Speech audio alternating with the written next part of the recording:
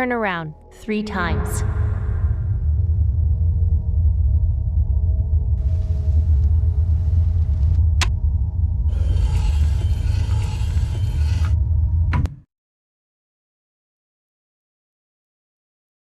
Start shooting.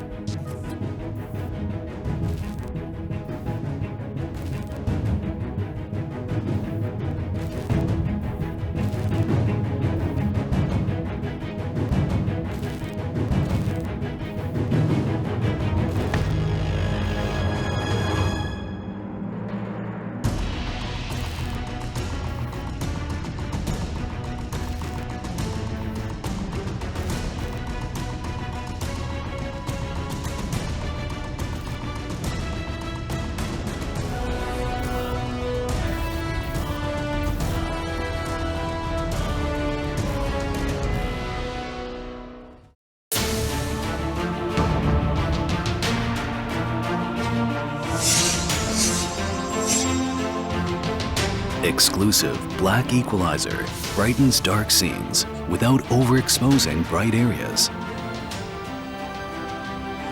Use the S switch to quickly access the setting and switch between save modes.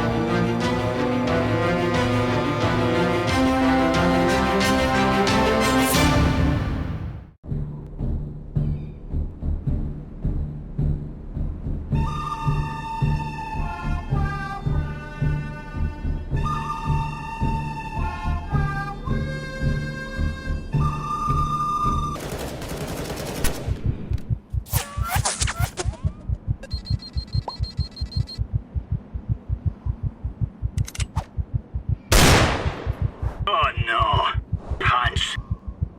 Oh, crap!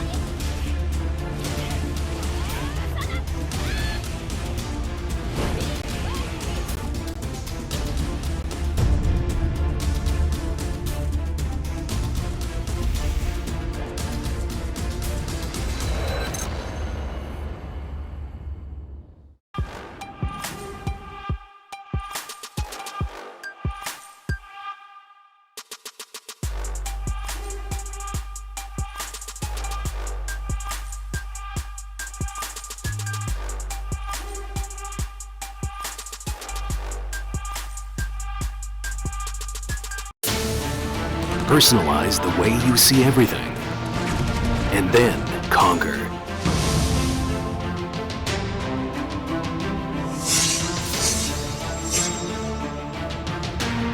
Exclusive black equalizer brightens dark scenes without overexposing bright areas.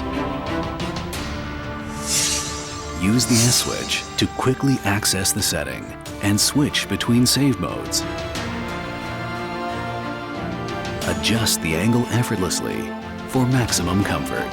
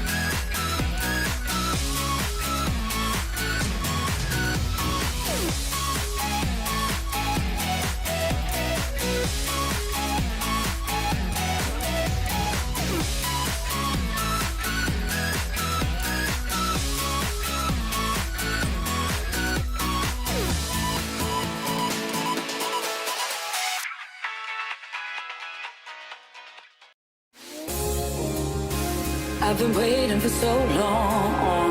Now those feelings are so gone. I don't care what else goes on. We will take you away in the night when you see me, and I'm feeling free. Leave me to play. We bring the heat, we bring the fire, we bring the dirt, we'll take you higher. We bring the heat, we bring the fire, we bring the dirt, we'll take you higher. We bring the heat, we bring the fire, we bring the dirt, we'll take you higher. We fill the place with our entire face splitting, bass driven gunfire.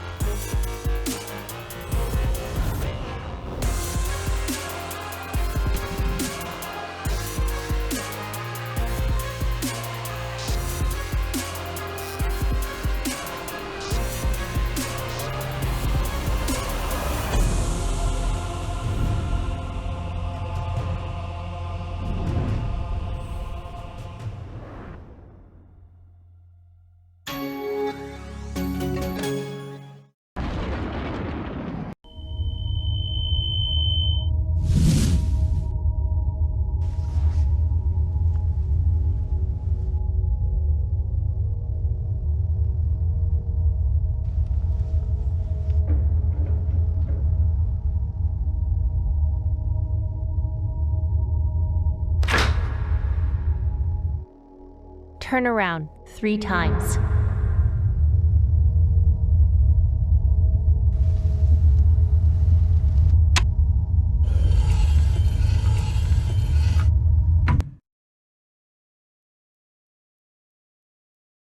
Start shooting.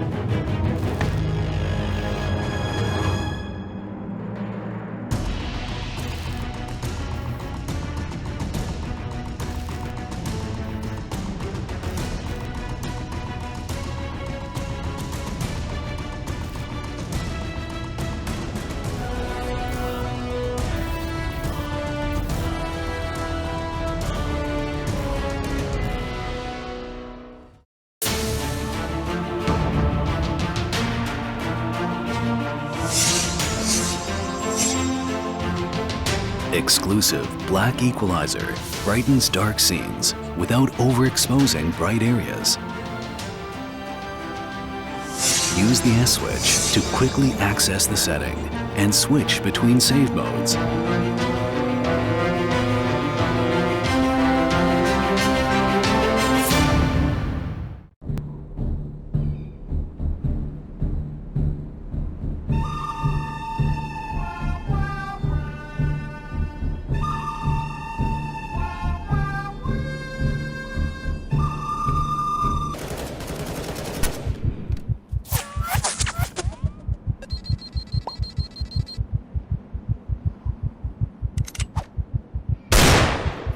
Oh no! Punch! Oh, crap!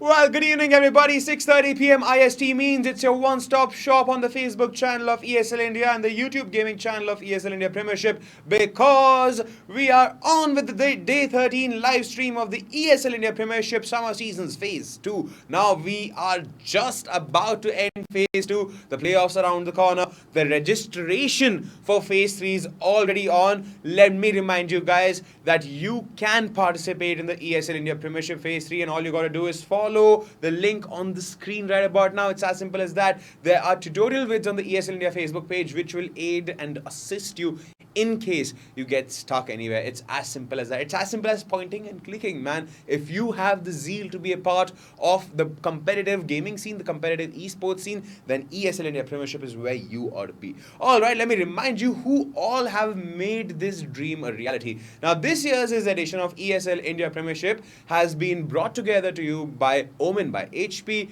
HyperX, and Zowie by BenQ, and of course organized by the good folks at Nodwin Gaming. And for those who keep on asking and mentioning in the various chats of YouTube Gaming and Facebook, well, who are wondering who I am, my name is Vagish Godslebhan and I'm your host, and I take you through the games as and when they happen one by one. That means we have Clash Royale Best of 5, we have Dota 2 happening after that, then we have Counter-Strike Global Offensive, and some of the best games, because mind you, we stream to you, we live stream to you the best games from the Masters League. There are 3 concurrent leagues happening in each season, because this time around we have 3 seasons. We have summer season, we have fall season, we have winter. We are right now underway the summer season, considering it's blindingly hot everywhere across India, so no doubt about that. But what's there is the fact that there are 3 phases to each season. Now each phase has its own registration periods, and each phase at the end of which we have playoffs. It's like a promotion relegation system, just like you have in EPL, in football. It's pretty much synchronous with that thought, so that the best teams keep on moving forward, and the teams which are not performing so well at least have one more chance in the phase 2 when the playoffs happen, whenever they happen, that means if they are seated on the top of the table. Well, alright, beginning with the day 13 live stream of the ESL India Premiership 2017 summer season phase 2, we have some amazing set of matches, so let's quickly see what we have in store for you guys.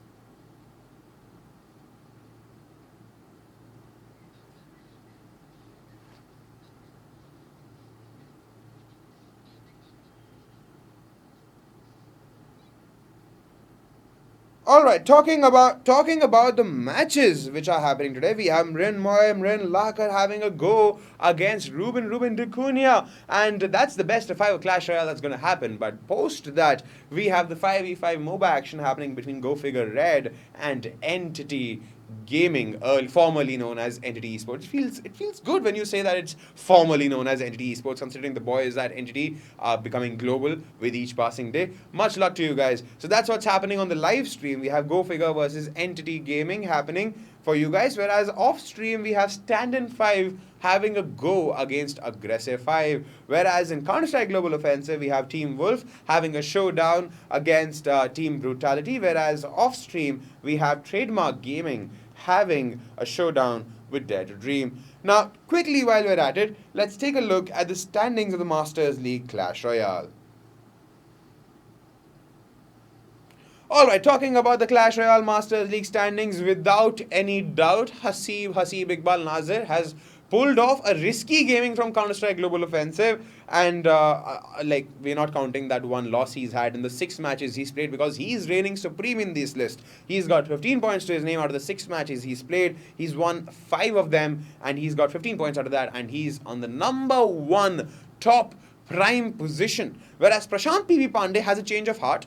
Unlike the phase 1, he has had a change of heart, and in phase 2 he's doing pretty well. He's got 12 points. He's 3 points short of Hasib's first position. He's played 5 matches. He's lost only 1 match out of those 5 matches, and he's standing snugly in the 2nd position. Now, Mrinmoy Lakhar, our champ from 2016 and IGS, has been having a rough patch this season because he's in the 3rd position. He's lost 2 matches out of the 6 he's played. He's secured only 12 points. Now, Reuben Dacunia, his opponent, is on the 4th position. He's got 9 points, 3 points short of being where Mrin is. He's played 5 matches. This is going to be his 6th match, and he's lost 2 matches out of the 5 he's played already, placing him in the 4th position. Now, in the 5th position, we have Devil's Twin, Tahir Devil's Twin Sharif, who has secured 6 points out of the 4 matches played. He's won 2, he's lost 2. Whereas Jimit Bhatt is on the 6th position. He has got 6 points out of the 6 matches played because he's lost 4 matches out of those 6. Now, Vikram Asopa has had a dismal run. Out of the 7 matches he's played, he's only managed to get 6 points, and that too because he's managed to lose 5 of those 7 matches. Now, Deepak Mehudi Mehta has a different story altogether. He's got 3 points. He is exactly at the bottommost position of the Masters League standings. He's played his quota of 7 games, 7 matches, and he's lost 6 of those matches, out of which out of the 7 matches he's just won 1 match, and he will be definitely going off into the relegation zone or the promotion zone if he maintains his position. Nothing like it. If he can, good for him. But right now, let's take a look at the players who are having a go at each other. We have Mrinmoy, Lakhar versus Reuben Dicunia. Now, Mrinmoy, you guys have been, everybody who's joining us on the Facebook page and the YouTube gaming channel of ESL India would have seen this guy in action. He is a pretty great Clash Royale player. He's a globally seeded player on top of that. But just about this time, in this phase and in this season of ESL India Premiership, he's had a very rough patch, because he's been the last year's champion also in the Masters of ESL India Premiership. He has been the India Gaming Show champ. He has been a globally seeded player, a top seeded player globally in Clash Royale. And this guy is going against Reuben Dicunia, who got promoted from the Challenger League. Reuben was second in the Challenger League Phase 1, and he beat former Master League peeps Rishik Ramna and Shubham Nalbhe to achieve his spot in the Masters League. And he's a Mumbai lad, and he is looking forward to topple Mrin over and bust that myth that even giants can fall. So will this giant known as Mrin Lakhar fall, or will Reuben Dicunia succumb to the machine called Mrin Lakhar? We'll find out soon when this best of 5 of Clash Royale happens. Casted by yours truly, Manoj Super Gola. And remember guys, you can definitely talk to us, tweet to us using a handle @ESL_India. We'll be more than happy to respond back to you. But for now, let's quickly head off into the best of 5 of Clash Royale.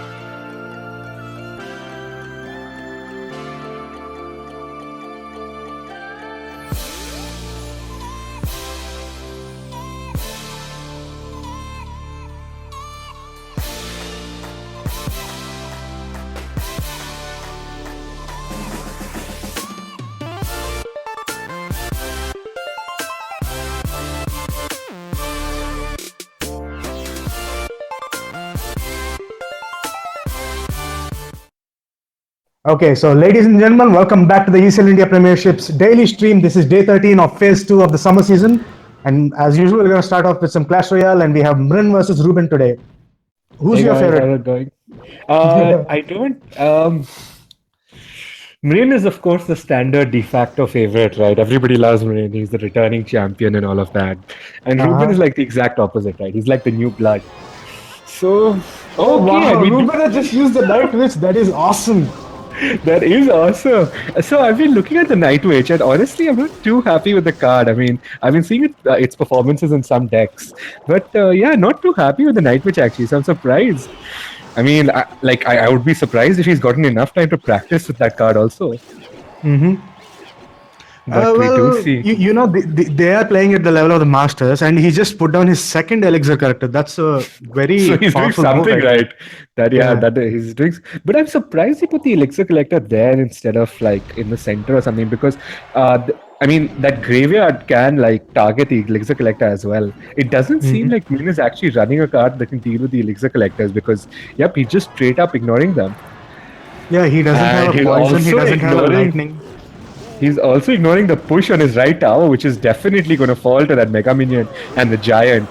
I mean, he does have a Golem plus the Night Witch going out, but I don't know if that's enough to take down the tower, especially with the bowler over there. Oh, then we Oh, see the that is lightning enough. come out from Reuben. And And yes, that is Bryn going has to his be own enough. Night Witch. Yeah. Wow, guys. We are seeing a Night Witch on both sides on day one. Okay, so maybe I was just wrong with my 2K analysis, and Night Witch is just a really strong card. Oh, Night Witch is definitely a very strong card. I haven't gotten her yet, but I did play the draft, and she just decimates big units. Yeah, but she seems like basically like a walking graveyard to me. Essentially, right, with her bats and spawning bats on death. Her bats don't actually seem that powerful. I mean, they're good for tanking a few hits. I think the Night Witch's main power comes from her damage. When she pokes that staff at you, man, you are going to lose a lot of your HP. That melee damage is dangerous. That is, and we see the Night Witch as the Night Witch come out, and Reuben's Night Witch just gets decimated over there because she took a hit. So yeah, I guess I can see why that card is strong. Definitely, it's basically a glass cannon card, right? Yeah, and okay. so So 20 Reuben seconds just left. I don't think Reuben is going to get this. Is he? no, I don't. I mean, he is okay. That log is definitely going to help out a lot, but no, that is not going to be enough. He Is might just get it. my He God, might so just get close. it. Oh, two! Oh, he got it! And he got overtime. That's exciting Clash Royale, guys. So Min is now in the advantage because he already has like 1,200 damage off on that King Tower. Wow, exciting match, guys. So Min might just pull this back. His Giant is going to be no match for the multiple Mega Minions as well as the Baby Dragons. This is a very big push. Very big push. Yeah, Main is definitely on the back foot here. He is definitely okay. We see the fireball come out. That did that was valuable right there. Got a lot of value on that fireball. That log is of course standard. Missing one goblin doesn't really matter. It's not going to get a hit off.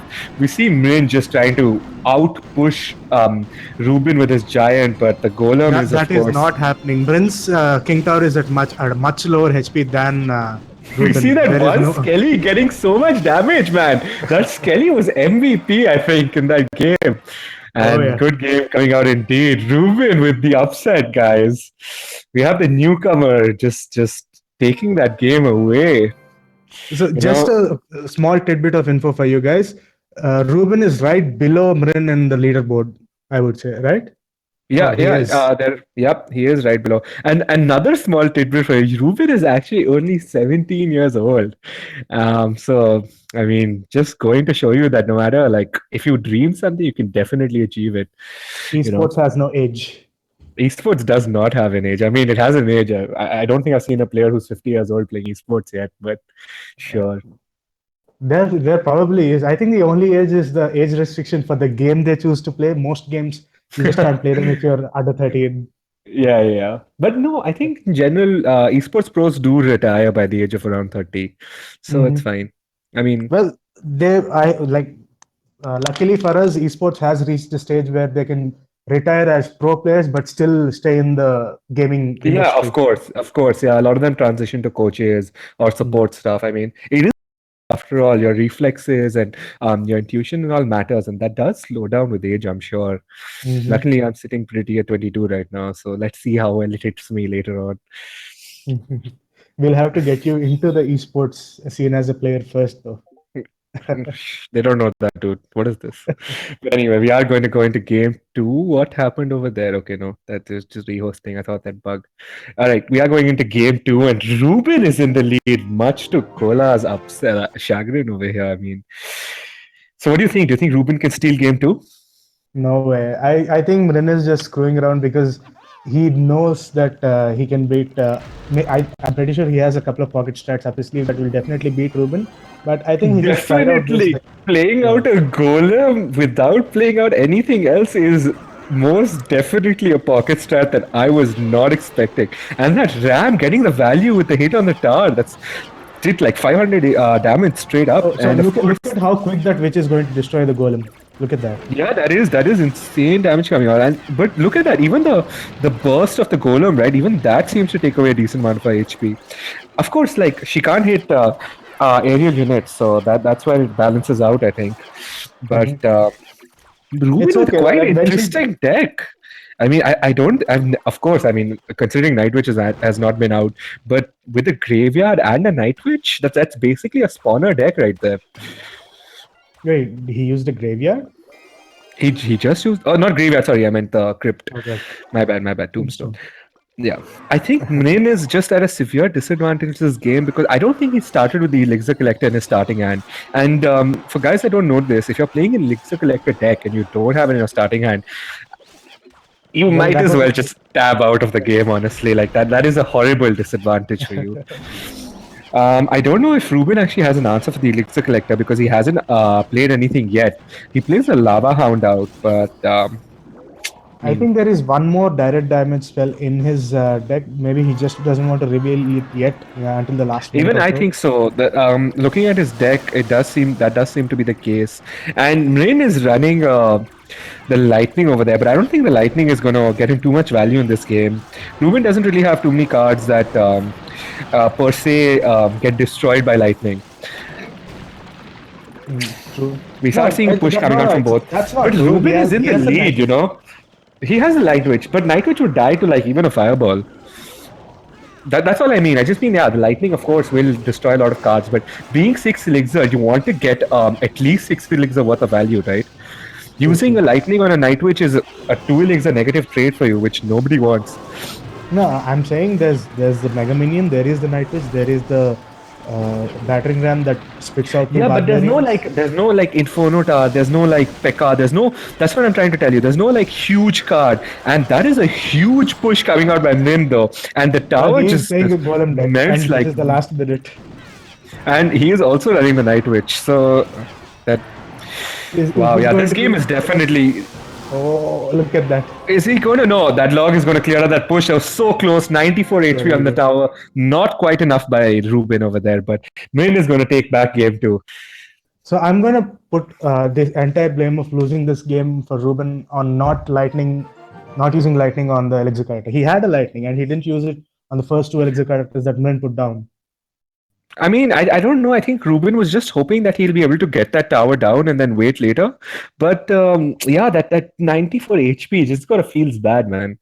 Yeah, I mean, it's never a good idea to do that, especially when you're with players at the caliber of Mrin, right? You know he's good. You know he's not going to make misplays like you hope. But then why didn't you lightning down his elixir character? Just why? Why? No, yeah, absolutely. But then again, right, Reuben is the new kid on the block. He has a lot to learn right now. So hopefully, I mean, like maybe the success of game 1, he thought he could repeat that again and, you know, steal away the tower in the last few seconds. But yeah, could not reproduce the same feat. Going to game 3, 1-1, it is tied now. So I'm sure you still support Mrin. Oh yeah. I mean, I don't know, man. Like I don't know. Like, see, Reuben, I like Reuben because he's using so many different decks in all of his matches. Like, there is no one single archetype that he can be associated with. He has been changing his decks a lot. He is one of the players who definitely passes our our check of whether we approve of our approval check, because we like as we have multiple times specified, we do not like your players do not change the deck. It just makes us a boring clash. And you can see again Rin with this exact same opening, and Reuben has changed his deck. I mean, I don't know. I guess they both just didn't start with Elixir Collector in their hand, because that is a little surprising. I mean, both of them playing a Golem, but not one Elixir Collector coming out, definitely unlikely. So that Golem has done quite a bit of damage to the tower over there. And you see the Night Witch, man. She just took apart that Golem. Although that does mean that a huge push is coming out and that lightning getting good value. So over there, that lightning was good, right? Hitting the baby dragon, hitting the tower, and hitting the Night Witch, getting some good value out. And Reuben is in a extremely dominant position right now. He's barely got 200, 300 damage off on the tower, and he's gotten 2k damage off Minion Star. So this is Reuben's game to lose, guys. I don't know. Like, that's what we thought last game. I mean, not to this extent. Not to this extent. I don't think so. And that Night Witch is going to get the Golem down quite fast. Of course, the Golem is going to get a lot of damage off in the tower, but I don't know if that's going to be quite enough. That log is a little strange. Yeah, that was a little surprising. Maybe he was just cycling his cards. Yeah, but wouldn't it be easier to like put down a unit that would stop this much damage, right? A Yeah, log wouldn't. maybe he He was trying to should save the predict. log for another thing.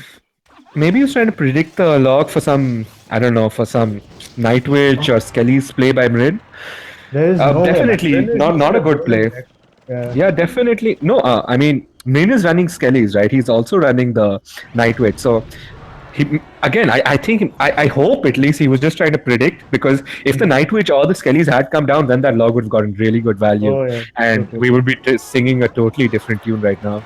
I mean, I'm Well, hoping that's what he was going for, because if he wasn't, then okay, I have no idea, bro. We see the log come out now. Again, it's just going to get the Skellies as well as some chip damage. That chip so damage is I just think a they are killer. going to get the Mrin is going to get that tower, but we see two golems coming out from Reuben over Oh, here. 84 HP. It's not going to quite die, but of course, He has a Lightning log. does finish off that tower, as well as the log. But that does not mean that Mrin is out of danger, because his own tower just fell down, and we have a half HP golem pushing, knocking down the doors on his king tower. Is And there are anybody two there to baby defend dragons that behind it. push?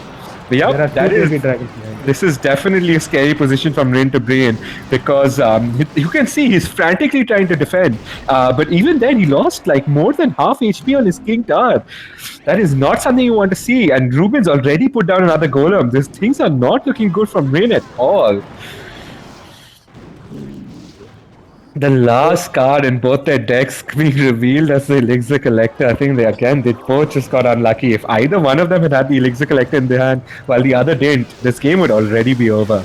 To everybody That's watching, I just want to point out one thing: they're playing the exact same deck against each Yeah, other. they are playing the exact same deck. This is why I don't like Elixir Collector decks, though. I mean, they are consistently good decks, but if you're facing Elixir Collector deck and you don't have yours in hand, there's not much you can do to win the game. And again, we see a good push coming out by Mrain, which was defended, and Reuben with his own counter push. Dude, this is definitely... Reuben seems to be dominating. It does not seem like Min can do anything this game. Look at that. He's gotten his star down so low, and he's already gotten 2000 damage off on the King Tower. What is happening, Rin? What is happening? This is not the same guy we saw get 3-0 against Haseeb, man. You need to step your game up. Well, I mean, I'm calling it right now. This is Ruben's game to win. Oh yeah, he 500 does have damage. lightning and the logs. Yep. He just needs to defend, get an exit advantage, cycle his cards, lightning down the tower, and that's about it. He doesn't even need to do anything else. Although, I mean, as we say that, we are seeing his star fall quite low. And the Night Witch coming out as well. I don't like that Night Witch placement. Yeah, it just dies immediately. I'm not sure what Mrin was thinking over there. It ate the damage from the King Tower. And now Reuben responding with his own Night Witch. The Baby Dragon is a very good counter, but the Log as well, although the Log just getting some value on the Night Witch. I'm not quite sure if that was worth it. Okay, so one log and 89 HP means that the log kills the tower, and we see the log come out. Is it going to hit? It is going to hit, and that is a well played. Reuben taking away game 3. 2-1 in the lead, boy.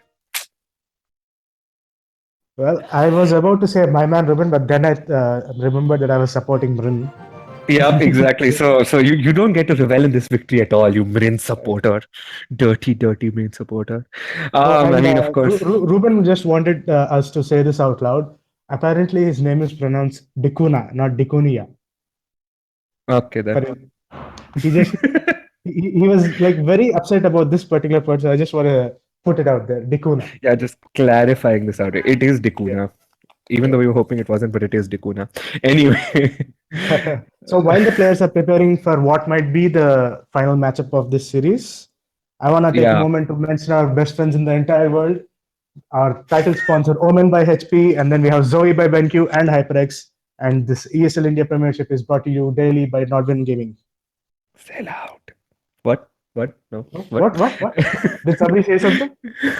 No, I didn't say anything. I have no idea what you're talking about. Anyway, going into game 4, guys, soon. This is going to be quite exciting. I hope Reuben takes it away. I definitely want to see the upset over here, because I mean, I know that most people are supporting Mrin, and Mrin is seen as, the sort of granddaddy, like returning champion and everything.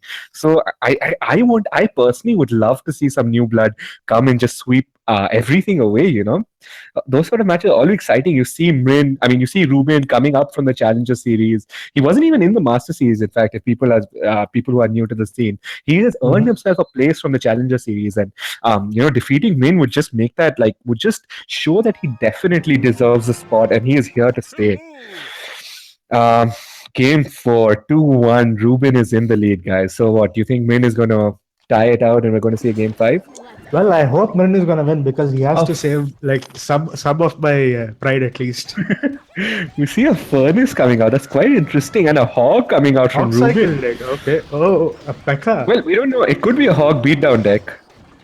But, oh my god, and a goblin barrel. Okay, no, that's definitely not a beatdown deck then.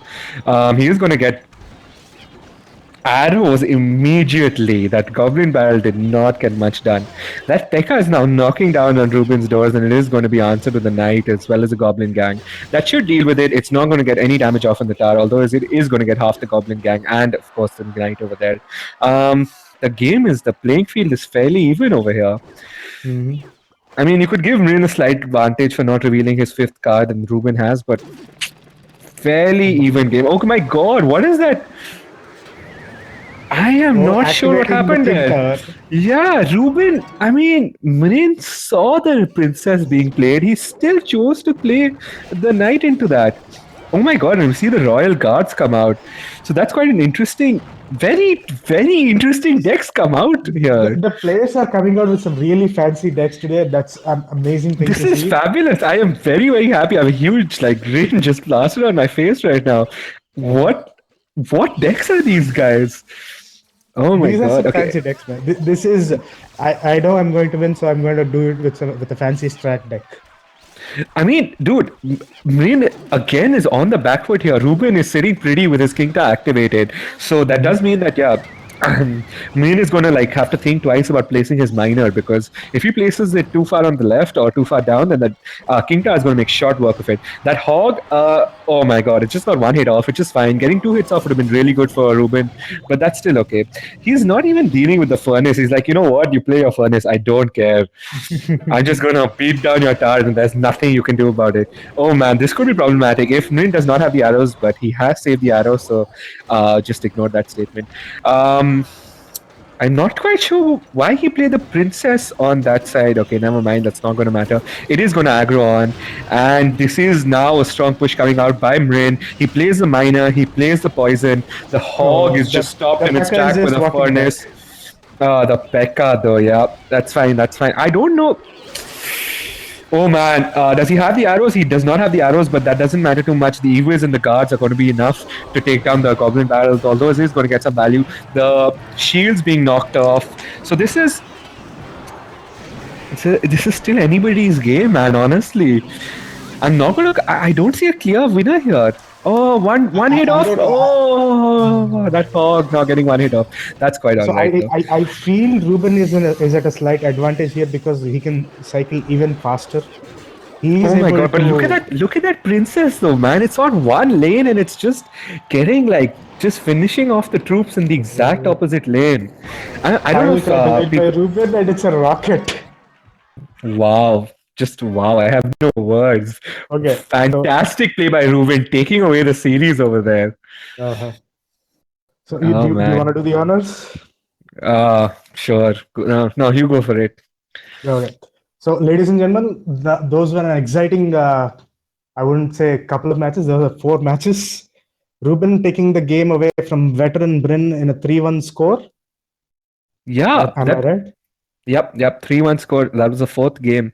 And that was a pleasure casting. I mean, we do, my co-caster Manoj Super Gola is with me, and I am sure a dominant recluse Kumar, because I think Manoj forgot to introduce us, which is quite bad. I don't know why he's a caster. It's okay, Bagdish introduced us, but he remembered your name too, which is why I did do it this time. Oh man, you need to tell me these things. So inconsistent you are. Again, who made you caster, bro? Anyway, guys, that was exciting Clash Royale. Reuben taking away the series. I was very happy with that play. The final game was so exciting with those decks, man. And the rocket at the end was just such a perfect photo finish. And he managed to hide that card until the very end where he knew. Yeah. There was no counter. Exactly. There was no counter. There was nothing Reuben could do at that point. He didn't know what card Reuben was running. It's not like he can heal a star. So just fantastic play coming out by Reuben now. And on the point of being fantastic, this has been a fantastic couple of games. And Ruben looks like his adrenaline high still hasn't come down. He still can't believe that he beat Brent. Yeah, and Reuben was, I mean, he was doubting himself, man. And of course, 17 years old, playing at the Masters, playing at the big leagues. Who wouldn't? I mean, everybody, right? But I mean, Reuben just having that great showing, man. Congratulations, Reuben. Extremely, extremely proud. Okay, so dear viewers, please stay tuned. There's going to be some Dota 2 and CSGO action, I guess, right after this. And for more info on that, I'm going to hand you guys back to our in-house host, Vagish. All right, Take it away, guys. See you Vagish. soon. Bye-bye.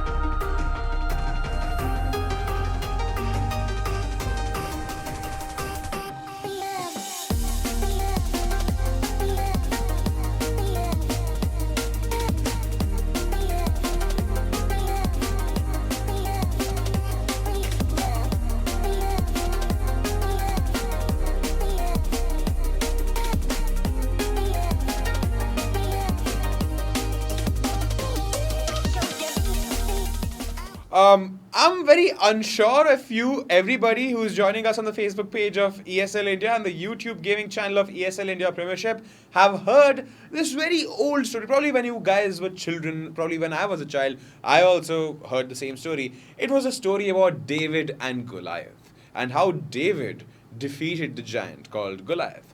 And just so happens, Reuben Dicunia, who went on from the Challenger League, got himself a place in the Masters League, has gone ahead and defeated a champ. 3-1 in favor of Reuben Dicunia. Mrin Lakhar loses this best of 5 against Reuben. Well played, lad, well played.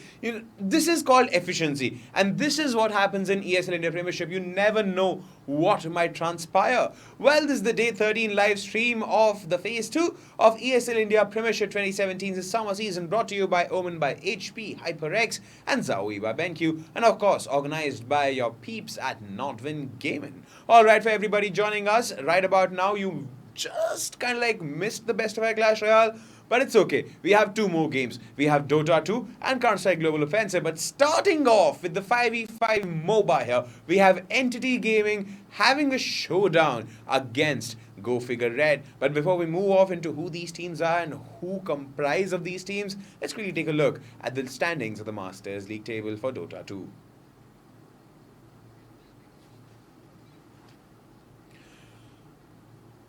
Alright, talking about the standings of Dota 2 Masters League, Aggressive 5, Pasol, Lakhar and gang are in the first position, 5 matches played, 5 wins, 15 points secured in the process, whereas Entity Gaming has a similar story. They're in the second position, 5 matches played, 5 wins, 0 losses, 15 points. Now, Go Figure Red has the only difference in the fact that they lost 1 match. Now, their score is 15 points out of the 6 matches they've played, and they've lost only 1 game, and they stand in the 3rd position, safe and snug, no tension there. Whereas the Council from Bangladesh is in the 4th position with 9 points to their name, 6 matches played, 3 wins, 3 losses. Now 3C4DA stands in the 5th position with 9 points, 7 games played, 4 losses, 3 wins.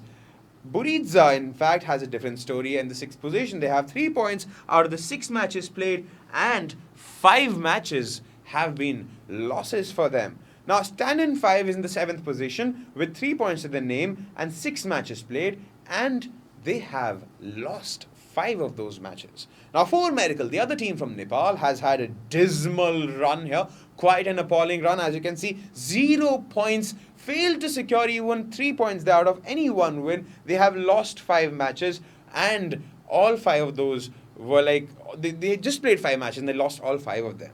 Now, moving on, let's quickly take a look at who these teams are. Entity Gaming versus Go Figure Red. So let's have a look at who these players and these teams are. Alright, now Entity Gaming, formerly known as Entity Esports, managed by Sid Joshi. Now, this is a brand name now in India. Entity Esports, now Entity Gaming, is slowly, steadily becoming global. They have acquired recently very interesting international players. One of them is from Clutch Gamers, a very renowned Dota 2 team. And they are still fielding Swifty and Balaji there. And they are literally topping the charts when it comes to some extensive and impressive Dota 2 action. Now, they face off against teams like Fnatic and stuff. Whereas, facing them off in the ESL India Premiership 2017 Summer Season Phase 2 today, Day 13, is a team which got promoted from the Challenger League. They are Go Figure Red. Now, they're a Bangalore-based team led by Raghu Drake, and they stood first in the Challenger League Phase 1, and they are in the 3rd position right now. For just ahead of them is Entity Gaming with 0 losses. Go Figure Red has only 1 loss to the name. Will they make Entity Gaming bow down to them and incur a loss in the process? Or will they succumb to the machine called Entity Gaming? We'll find that right about now when Vivek Venkatraman, our caster for the game, takes us through the action as and when it happens. So quickly, everybody, joining us on the Facebook page of ESL India and the YouTube gaming channel of ESL India Premiership, this is worth to be witnessed.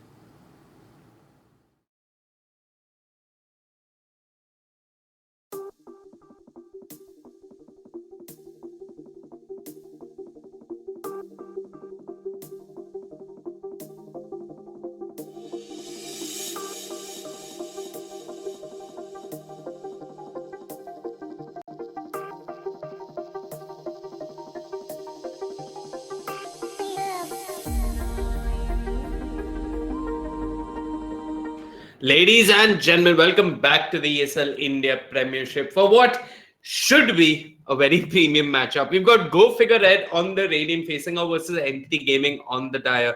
My name is Vivek. with me is Gambit. And we've already seen an upset earlier on today in the Manila Masters, where Faceless managed to kick OG away from the tournament. You think we have a chance of seeing an upset today? You can never count out upsets in a game of Dota 2, but I think it's safe to say that Entity have this in the bag. Right. You would make a great PR agent. You should be on House of Cards being a PR agent for a cricket politician. Yeah. You said everything without saying anything. Yeah, that's how you're supposed to do it, man. Don't take sides, sit on the fence. So that you're never wrong then. Sit on I'm the always fence. right. Okay. So you were telling me how Bristleback seems to be an insta win in this patch. Yeah. I mean, it's a good hero. It's definitely seen a resurgence in the patch. Yeah. But I won't say it's an insta win. We did see Bristleback losing in the council matchup. I believe Deaths was playing and they lost pretty badly to. I think this is the game where they lost, where they didn't get a single. I was going to say, but yeah, that's the council. But yeah, you could say that. And yeah, I mean, looks pretty standard, the draft. Go figure red, pick up the Lina. I mean, I was a bit surprised that Entity went with the Darkseer first pick because that seems to have some counters. Right. But go figure red, they're not too scared of the hero. They've gone for the Warlock, they've gone for Santi and right. So this is a big SCA hangover coming out from Entity Gaming. They were playing the NISO Galaxy battles, where Abin did play a fair bit of Darkseer and he played exceptionally well. He's been absolutely spot on with his positioning as well as those vacuum wall combos. The other SCA hangover is Jakiro plus Slardar. At least from the 7 to 8 games that me and CloudX did get to cast yesterday, Jakiro Slardar is everybody's preferred support duo. And I can see why. Jakiro's good in lane. He's got a mini Fisher with the Ice Path. Liquid Fire helps Siege as well. And he's got great crowd control and he can clear creep waves really effectively with Macropire. And Slaughter's a good roaming fourth. Another source of initiation as well, provided he gets his Blink Dagger at a reasonable timing.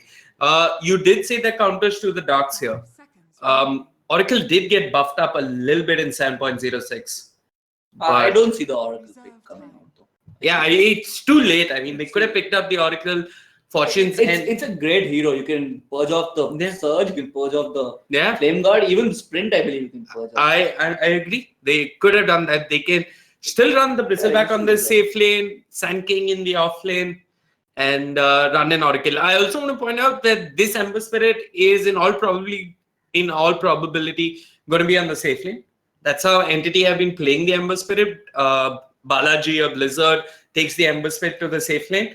And I've seen that. My bet is you're going to see a TA or a Shadow Fiend coming out from Entity right now. I'm just going to... But I have seen Swifty play. I remember watching one of the highlight clips and... I called it. Yeah, fine. I won't need to berate. Mehnat ka phal meeta hota hai, Gambit. But he is up against Lina. Akmej is pretty good on the hero. He had a devastating performance on the hero as well. Against, I believe it was aggressive 5 in the Corbex Championship. So I don't think this is an insta win for Swifty in any way.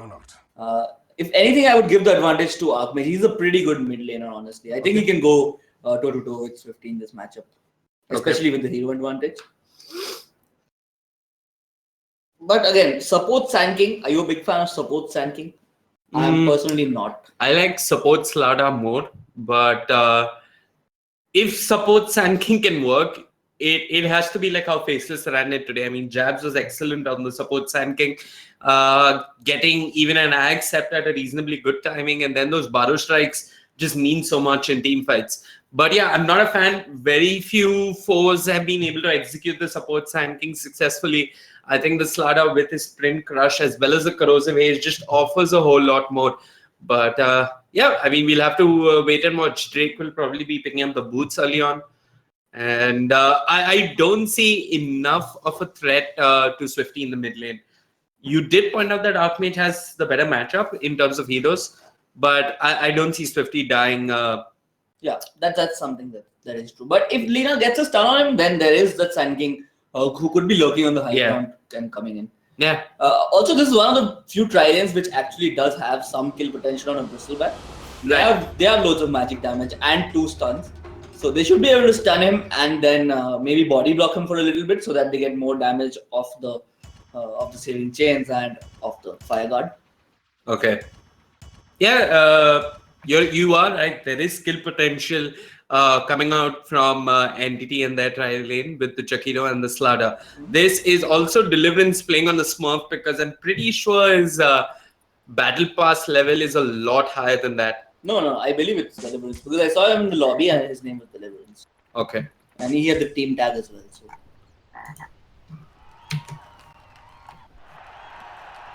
Lots of sound emoticons coming through. Yeah, is that what it's called? What is it called? Sound what is what called?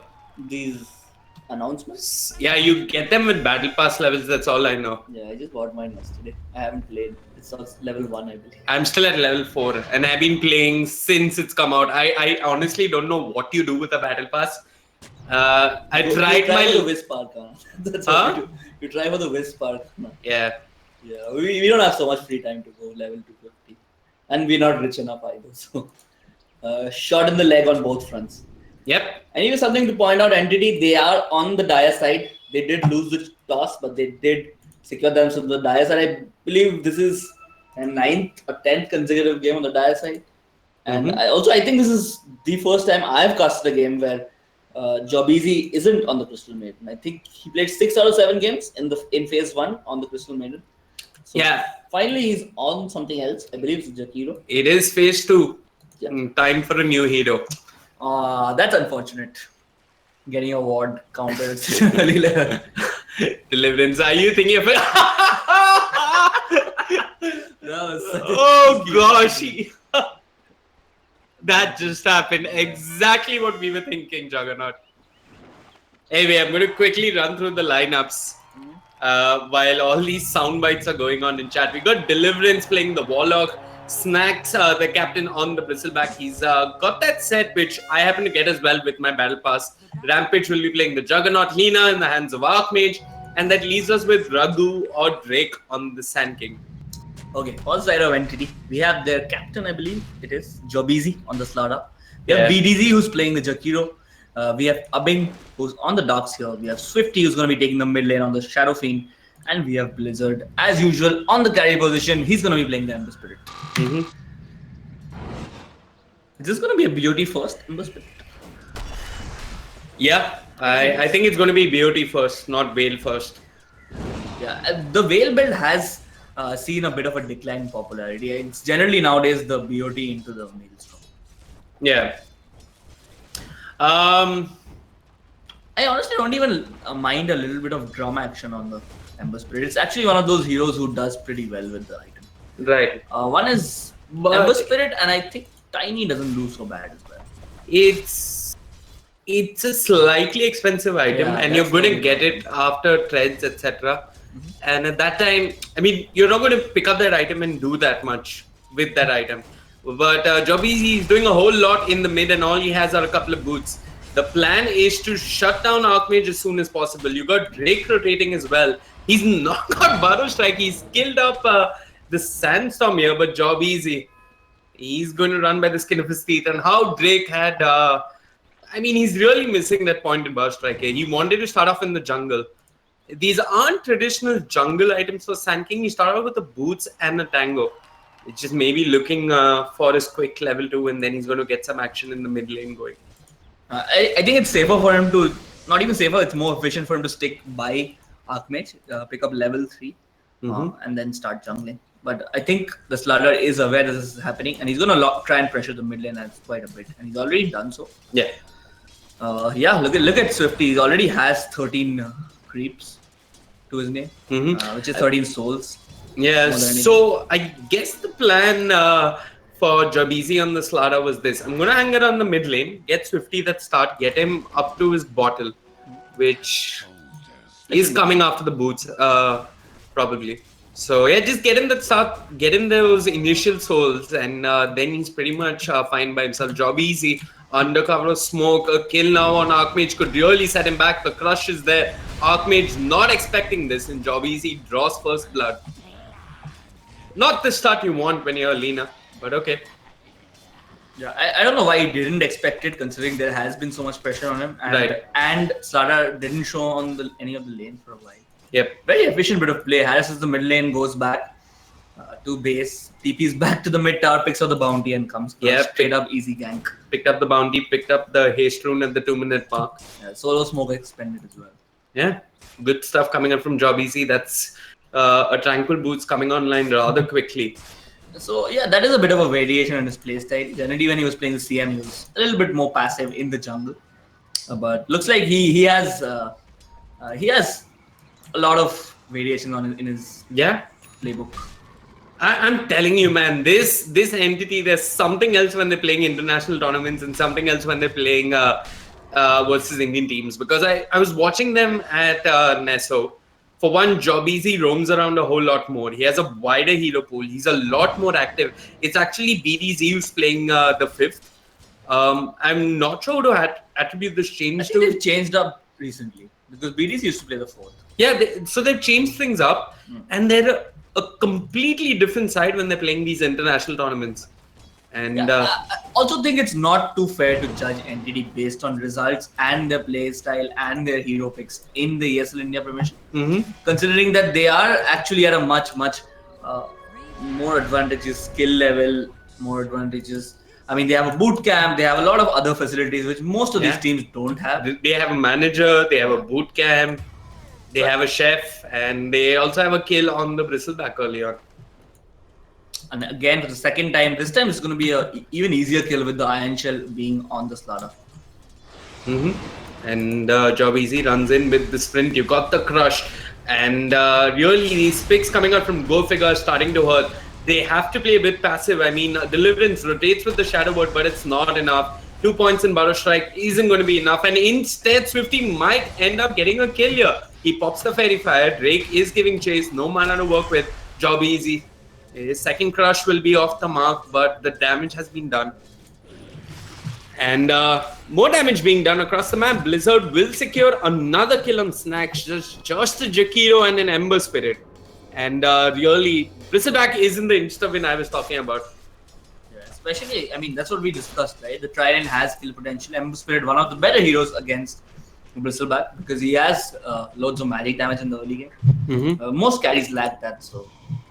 yeah, definitely something which entity have recognized, and they also do like to run them Spirit more than any other SEA team.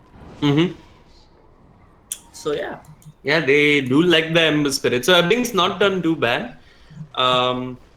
He's got 16 CS. He is a little bit behind the Bristleback. He can pretty much sit in lane and get CS by himself, but. Yeah, he's not died, which is a whole lot more important as an offlaner. Job Easy going for round 2. Drake, no mana to work with. He does start out Job Easy. And wants to waste some mana from. Look at this aggressive warding coming out from Entity Esports here. They want to look over Drake in his jungle. Also want to look over the mid lane. So Entity trying to shut down the mid lane and hopefully take over the tempo from there itself. Yeah, I mean Entity they have their game plan very set and they're executing it very perfectly as well. So props to that. Yeah. Deliverance is not much he can do. He's been forced to hold Rampage through the laning phase, with Ebbing being a constant nuisance with the Iron Shells. Meanwhile, they team up once more and bring down the Bristleback. And BDZ joins in for the applause. So yeah, they're playing this very passive laning phase. I mean, there's not much Deliverance offers in the lane. It's only once he hits 6 that he's going to offer something in team fights. Drake is trying to farm the jungle and Archmage. He's going to be gone upon. No rotations coming out from Go Figure. They're just happy to let the Lina down. She even turns around, drops the Laguna. But Job Easy not too bothered. He's got the Tranquil Boots. He's got a Clarity. He's going to heal up and be ready for round 2. How many deaths is that on the Lina? That is... how many? 3 deaths. 0, 3 and 0. Yeah. Link stage has been pretty harsh on Lina. Yep. And no pun intended on that. And he has no vision to help him out. I mean, he has one ward here that's looking at the mid lane, but nothing for plays from this part of the mid lane. And Jobbeezy just keeps doing that time and time again. This time they're going to get BDZ into the action. This is Archmage and his fourth death. There comes the TP rotations. Not sure they're going to do that much. Swifty being enabled by his two supports here. Yep, this is when Archmage has legitimately decided to tilt. He's quite tilted, I can see from his playstyle, because every time he goes below his ramp into the river, it's pretty much been a death for him. Every time he respawns and comes back to the mid lane, it's pretty much been a death for him. And this is when in my ranked matchmaking, I'm usually reported by this point of time. Yeah. But by now, people have already rotated to the jungle. Like, leave the mid lane. Tower's not important. Just whatever justification you have. Yeah. So Jobbeezy definitely done his work with all those rotations. And Swifty should be doing rather well himself. He's picked up the infused raindrops. She's going to soak up some of that magical damage coming out from Lina, who's now moved back into her own jungle. And this isn't exactly too safe either. So Lina has taken over the jungle. Drake's been kicked to the other jungle. And they're just trying to catch up and recover desperately here on the side of Go Figure. The problem is Snacks has died twice. He has decent amount of farm though. He's coming to a PT in 9 minutes, which is not bad.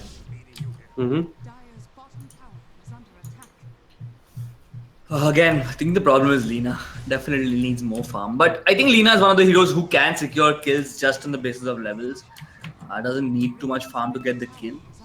Needs farm to be relevant and to keep scaling. Yeah. But till about level 9, maybe I would say she still has the kill potential. Yeah, I mean, Boots, she just needs someone to set up a kill for her. Yeah. She could quite easily bring down the Slada or the Jaquito or the Sand King with one burst strike coming out from Drake. Drake searching for levels. His jungling hasn't been the most efficient. And look at this, Jobbeezy. He's confident he can even pick up a rune and get away with it. And Drake has no What's idea. vision like? Okay, Jobbeezy doesn't see Drake. Drake doesn't see Jobbeezy. What? He did? Yeah, he kind of did. I think he saw him before. They have a ward on the top. I believe that caught him out before. Might have caught him around this spot. Caught him. Anyway, Drake is getting that level 5, which is going to help him out. But Swifty moving into Go Figure's jungle. And this isn't the worst part. They've lost Snacks. Swifty looking for a quick snack himself. He needs to get in range for the second raise, the mid-range one. They're getting more kills here. This tri-lane really exploding for Entity Esports. 10-0 is the score. What's worrisome is that Go Figure haven't even traded on any one of these kills. But they need to start making some trades. I guess anyone on Entity has a reasonably good bounty on their head. And Drake, he wants the biggest. He goes on a Swifty. The Laguna is not going to be enough. Jobbeezy going for the chase. The crush is there. Drake, nothing to help him out. And he will end up falling. You got the corrosive haze onto Archmage. Archmage, his LSA will miss, but Swifty's right clicks won't. It's a double kill for Swifty. 12-0 is the score. And it seems like we're headed for a complete bloodbath here, Gambit. Yeah. Unfortunately, it's only a one-way bloodbath. Yeah. Would have liked to see a little bit more of a fight put up from Go Figure, but they've given up pretty tamely, at least in this early game.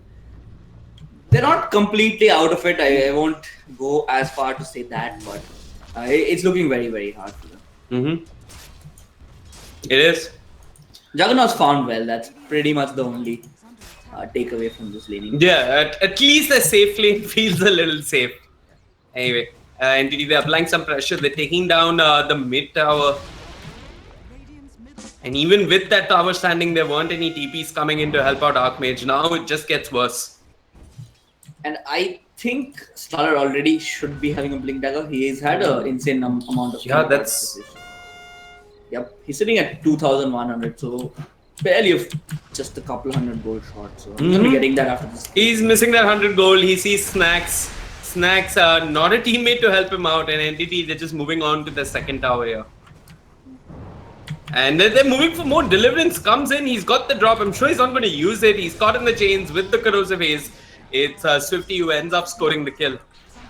I think if Swifty picks up enough stat items or HP items, I think he's going to be impossible to kill. And he should be going for the Dragon Lance first as well. On Swifty? Yeah. Yeah, he's picked up the Dragon Lance. Yeah. Too much tank at 12 minutes into the game. I don't think they can kill him. Mm-hmm. And he's gonna take it on himself to bring down the Bristleback. He's gonna go for the Silver Edge here. Yep. Hurt his back a little bit. This is like absolutely brutal what's going on. They caught out Archmage again. They bring him down. I've seen Go Figure beat other teams in this fashion. I've not seen them lose in this fashion. They're moving for more. They want Rampage. Blizzard is there with the chains. Entity, they're absolutely stomping over Go Figure right now. This is like me bowling to Sachin Tendulkar in the nets. Every ball's a 6. And most of them don't reach Sachin, whichever does, it's a 6. Yeah, most of them don't even stay on the pitch. Yeah. And the ones that do are a 6. Well, what can Go Figure do? I mean, forget this game. What can they do to maybe at least have a shot next time they meet, or even if they meet on LAN? What do you think they're lacking that they can at least bring to the table? Some basic things, not something very fancy. I think it's the support picks for one. It's how they played the Sand King. Prioritizing him in the jungle wasn't really the best thing to do. Instead, so Sand King was in the jungle while Slada pretty much was hanging around the mid lane, trying to make life difficult for the Lina. So yeah, the passive play coming out from the Sand King and the choice of Warlock as your 5th. I mean, he's a good 5th, but you can't do anything aggressive with him in the lane. You're giving away too much to a Bing, while you're losing so much in your off lane. I'm not even going to go through this because it's just going through the motions over and over again. But yeah, anyway, fun fact, the Livens is still holding on to the drop here. Yeah. Do you think this is going to be the second 0x victory we have? We already had one. Council got beaten black and blue by aggressive 5. Signify won against TNC today in the battle. Yep. Okay. I believe Battle Cup victory not so important, honestly. Yeah.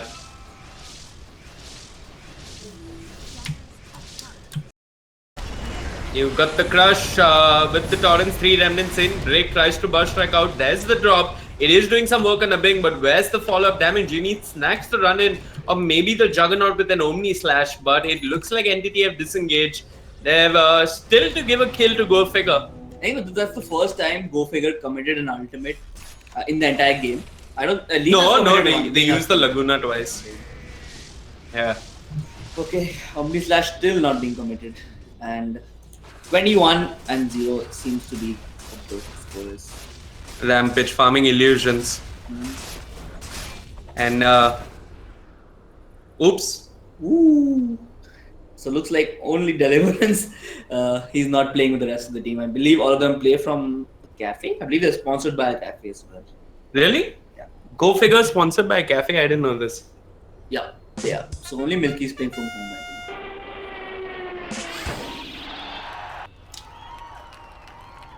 Is there any point in coming back? That's the real question here. Other than for kicks. A little bit more tilt. Yeah. The tilt was so real from Archmage. Like, he died the first 2 times and then he just TPs in, crosses the river, dies. TPs in, crosses the river, dies. Yeah, I'm gonna pin it down to draft plus. I'm gonna pin it to the fact that Deliverance is fever. That's probably what cost them the game. Okay. I'll be nice to them. Okay.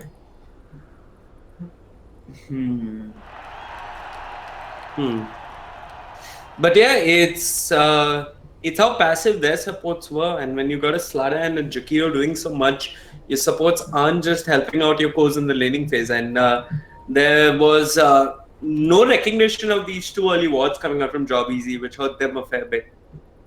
But yeah, is there any point in analyzing this any further? Trump won and he's president. There's nothing you can do about it.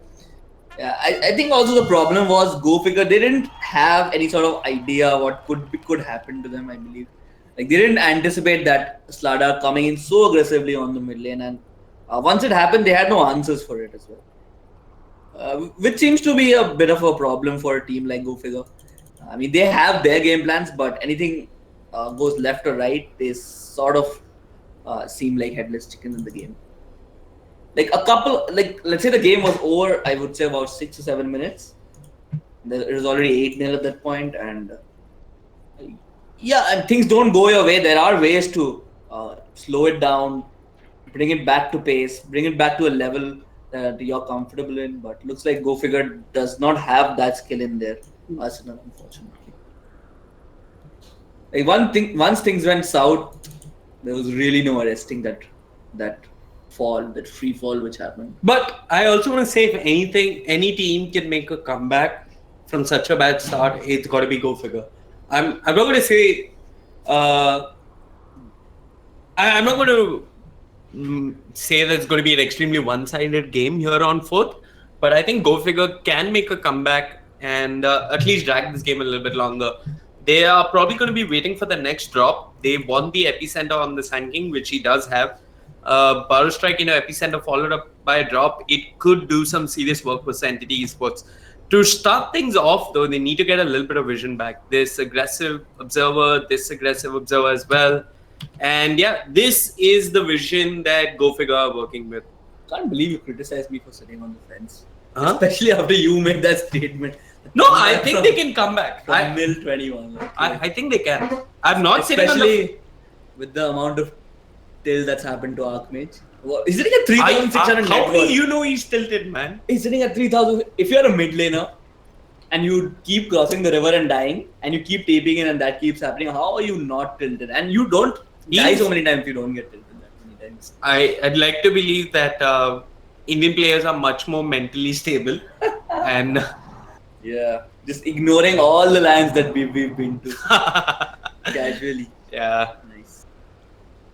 Yeah, I mean, those were the days where tilting would work both ways, right? I mean, we get a ridiculous advantage, make the other team tilt by verbally assaulting them. And then the other team would get an advantage because we just threw. And we'd be the ones who were tilted. It was back and forth.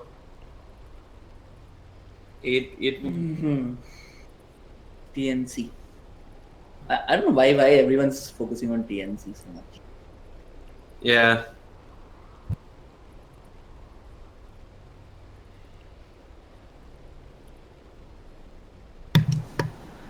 Okay, the reconnects are coming in. I'm still hopeful about Go Figure. I mean, Bristleback does have some farm. He can soak up a little bit of damage, but the problem is Abing has his mech. It's not going to be easy. Yeah. But I don't think that's the problem that we're looking at though. But yeah. At this point, I think they can probably win a team fight. I mean, their win is probably them sacrificing all of their lives and bringing down at best 3 heroes. No, they can't win a 5v5 team fight. But if they find someone just by themselves, if Entity are lax even for a moment, they could secure a kill. And a kill is a fair amount of net worth gold. It's 12,000 at 15 minutes. Mm-hmm. It is a significant amount. But yeah, they can come back. Okay, we are very much on course for a second nil, an X to nil victory. What was the last one? I believe it was Aggressive 5 versus Council. Oh yeah. So I have to say though, Aggressive 5 gave a much tougher fight to Entity, if I'm not mistaken. The game is not over. No, in phase 1? In phase 1, it was not that. It wasn't that lopsided, but I also started out fairly for both teams. So at one point, Entity took over and started winning, but I think till that point, till that one team fight where Slark completely got destroyed by a static field, I believe. Mm-hmm. I think the match is pretty even. And Entity, I mean, the way they play, they remind me a little bit of a film set. Okay? If you're crew, there's shit food for you. But if you're an actor and actress, there's cannelloni, pesto, alfredo, all that nonsense is there in the back lines. And Entity, they're like that. When they're playing versus Indian teams, you're going to get puri sabzi if you're lucky. But when they played at the Neso Galaxy battles, they were amazing. And it's going to be hard to take down that Entity, which is at full form, which is even taking down games versus teams like Fnatic. So Indian Esports, along with 3 Filipinos, is making reasonably good progress. I'm a happy man. And you know what's a funny thing? Because we were casting some of those games yesterday, someone in chat was like, I watch ESL India because Abing is in it. Yeah. Anyway, Archmage, you said he's tilted. Now I'm pretty sure he is. Yeah. There's nothing left to analyze. That was an absolute tilt-like maneuver. Walk into the mid lane alone. What are you thinking? They didn't even I don't even think they anticipated that kill. They were like, oh, look, this guy is walking. Do you want to try? Jobby says, okay, I'm just going to go in for a stun, maybe scare him off. But he's so tilted that he didn't pay attention to it and fell very swiftly.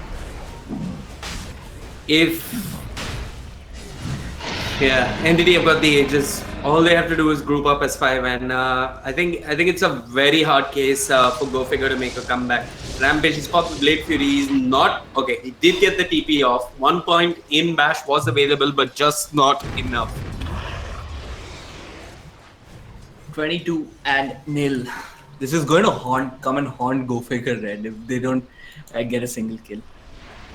I think they should focus all their energy on trying to bring one hero down. Easiest one would be Slart. The problem is Entity is a very disciplined team. They're not going to make any plays. Just one kill, man. Just 1 kill. Yeah, that's the dream. The Laguna and the Omni Slash should be enough, right? I believe it. If not, they have that stun from Sand King. Okay. But the problem is they need to find that one solo. Has Sand King got a blink? Oh, yeah, he's so Go Figure. They're very much fighting this game. Does he sell the Sand King? It's not going to be enough. Oops! Blizzard walks in, Iron Shell on top. He's burning down the Sand King. And he does get the Butter Strike. He's looking to TP. The Remnant is there, but the distance is too much. And Blizzard has been juked. Archmage. That is the first time I saw him within like 5 yards of an Entity hero and he survived. Yep. That is true. progress, Gambit. Yeah, he's trying to de-tilt himself. Okay, here comes high ground for Entity Esports. They have got decent high ground with the Sand King, who does have a blink dagger complete. I'm going to drop buyback as well. Let's see if anybody can buy back and come back into the fight and maybe get that 1 kill. With the Aegis in tow, do you think? I don't think will be counted as a kill if the Aegis kill happens.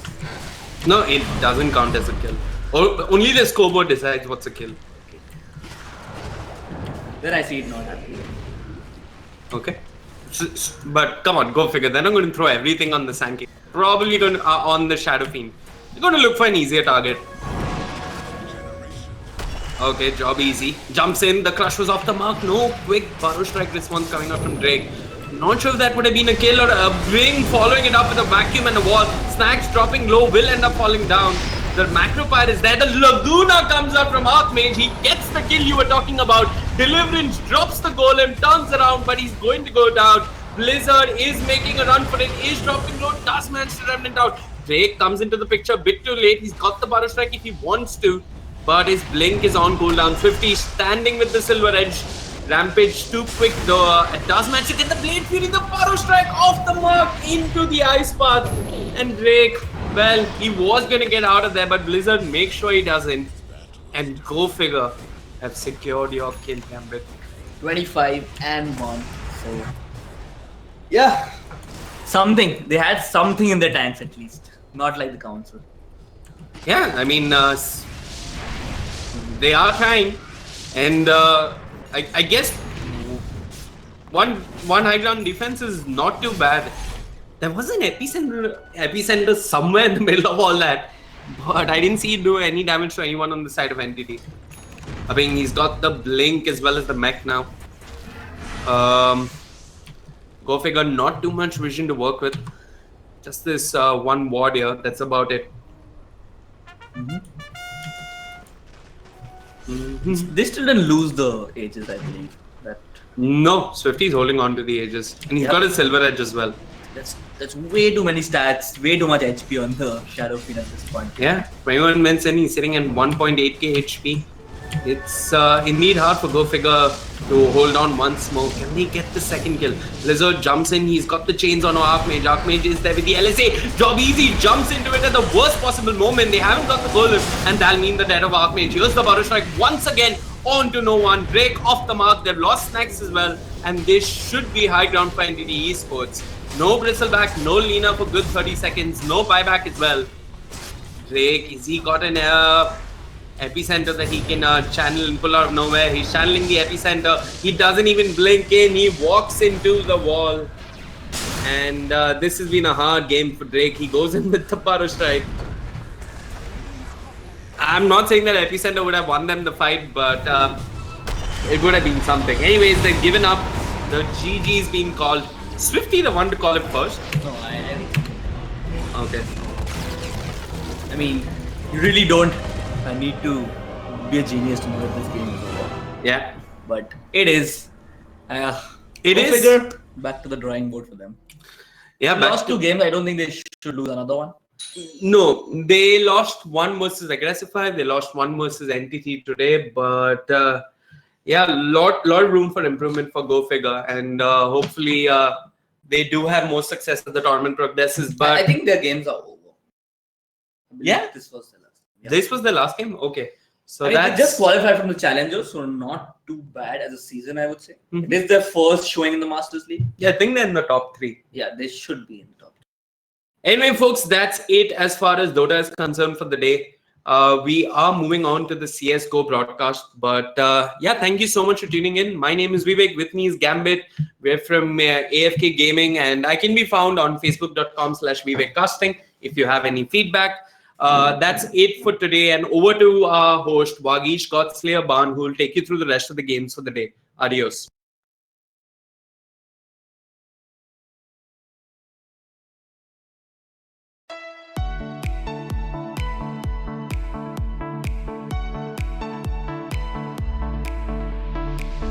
Cold light falling on the ground. Long day, but we won't back down.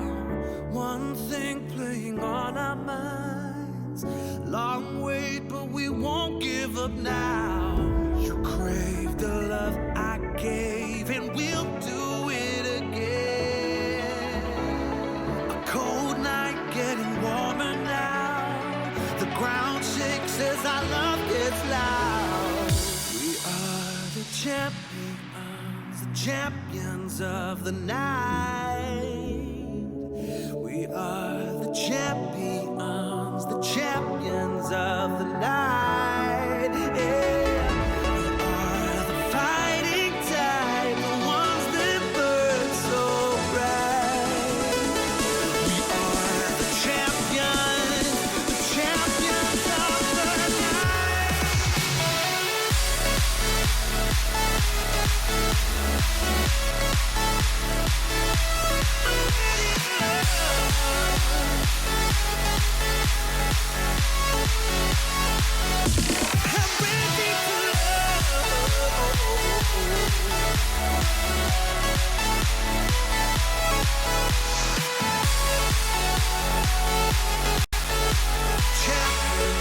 the night. Can't tell if we're dreaming now. We watch as the fire falls down. One thing playing on our minds. Time stops and we don't make a sound. You crave the love I gave, and we'll do it again. A cold night getting warmer now. The ground shakes as our love gets loud.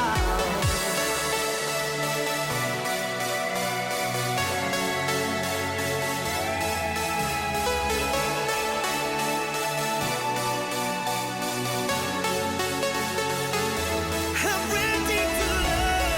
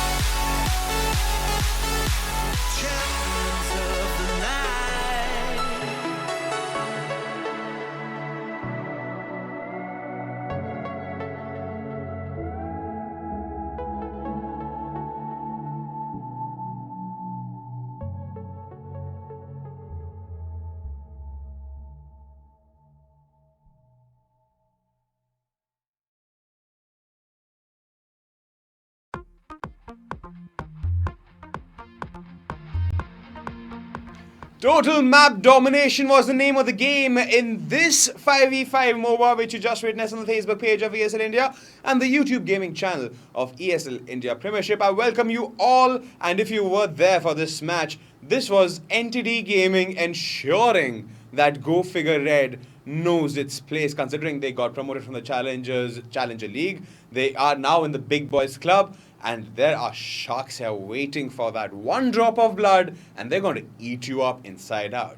That's what happened. Well done, Swifty and gang. Absolutely, what a wonderful gameplay at the end of the day. I mean, Go Figure Red is one of the top teams in the Masters League right now, and this was a match to witness after all. Well done, both the teams, and Go Figure Red. Hard luck, guys. Hard luck. Maybe just about next time. A little bit of more homework doesn't harm anybody, does it now?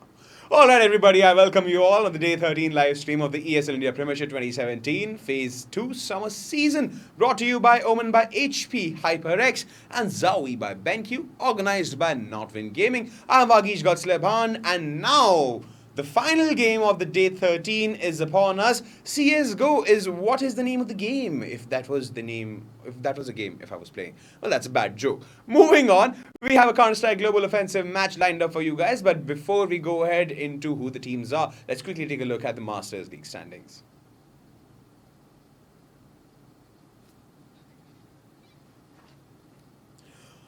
Talking about the Masters League standing of Counter-Strike Global Offensive, Risky Gaming has 12 points to their name. They lead the Wolfpack with a 4-0 ratio. They've played 4 matches, lost none, all 4 of them victories for them. And Semperex, the dark horse of the ESL India Premiership 2017 summer season, is in the second position with 12 points to the name. 6 matches played, only 2 losses registered out of them, whereas Brutality is in the third position. They have 9 points to their name, 4 matches played, and out of those 4 matches, they've lost just 1. Now, NTD Gaming comes in the fourth position.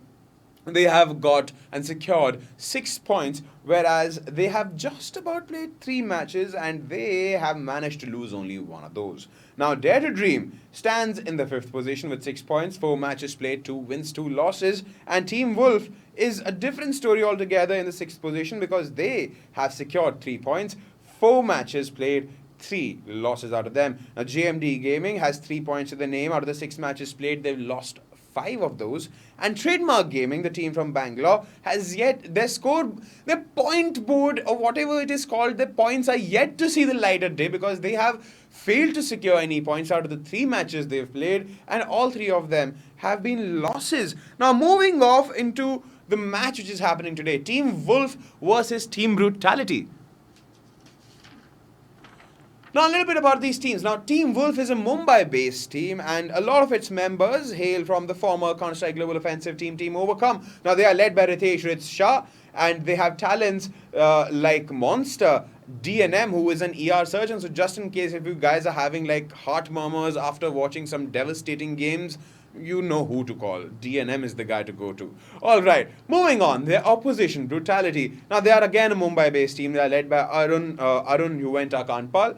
And they are a team whose fan base is unrivaled when it comes to the Indian subcontinent. They've been there since the 1.6 days. They have added destructive fire players Pranay Bhatia and Kunal Peksa Bhatia to the roster. And they, right now, are in the top tier of the Masters League where they are like safe and secure. They have no fear of being relegated, unlike the Phase 1 where they were having a tough time. So this time around, it's a different story for Brutality.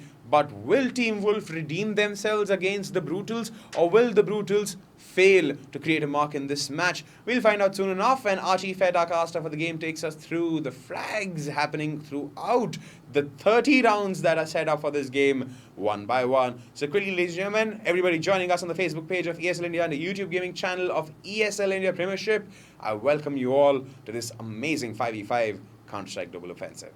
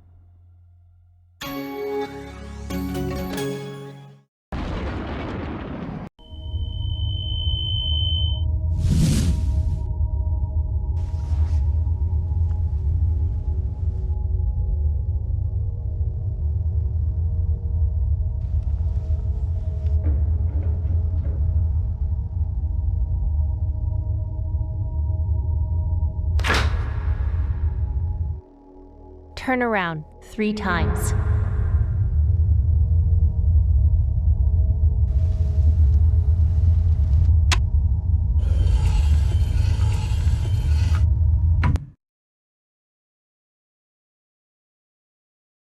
Start shooting.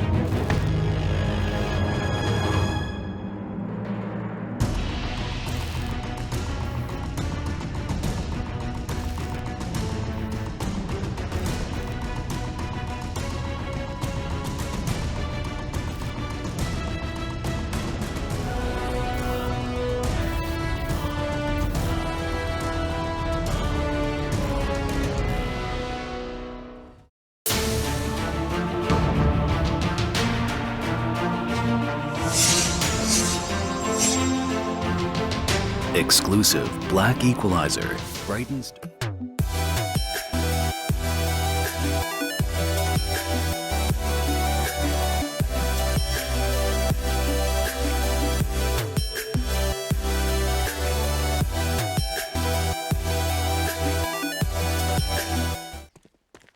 Alrighty, ladies and gentlemen, welcome back to the ESL India Masters Division Phase 2. Today's matchup is going to be a cracker of a game between Team Wolf and Team Brutality. Well, Team Brutality, well, they need no further introduction. They are India's most beloved team. They are the most popular, have the most ardent and, well, dedicated fan following. And against them is one of most India's, experienced lineups, and that is going to be Team Wolf. Monster, Manan, Falcon, Ritz, and DNM. DNM, or Gokmeister as he calls himself these days, hasn't really joined the server yet. He is a fully practicing medical doctor, so he's caught up, doing doctor things like curing people.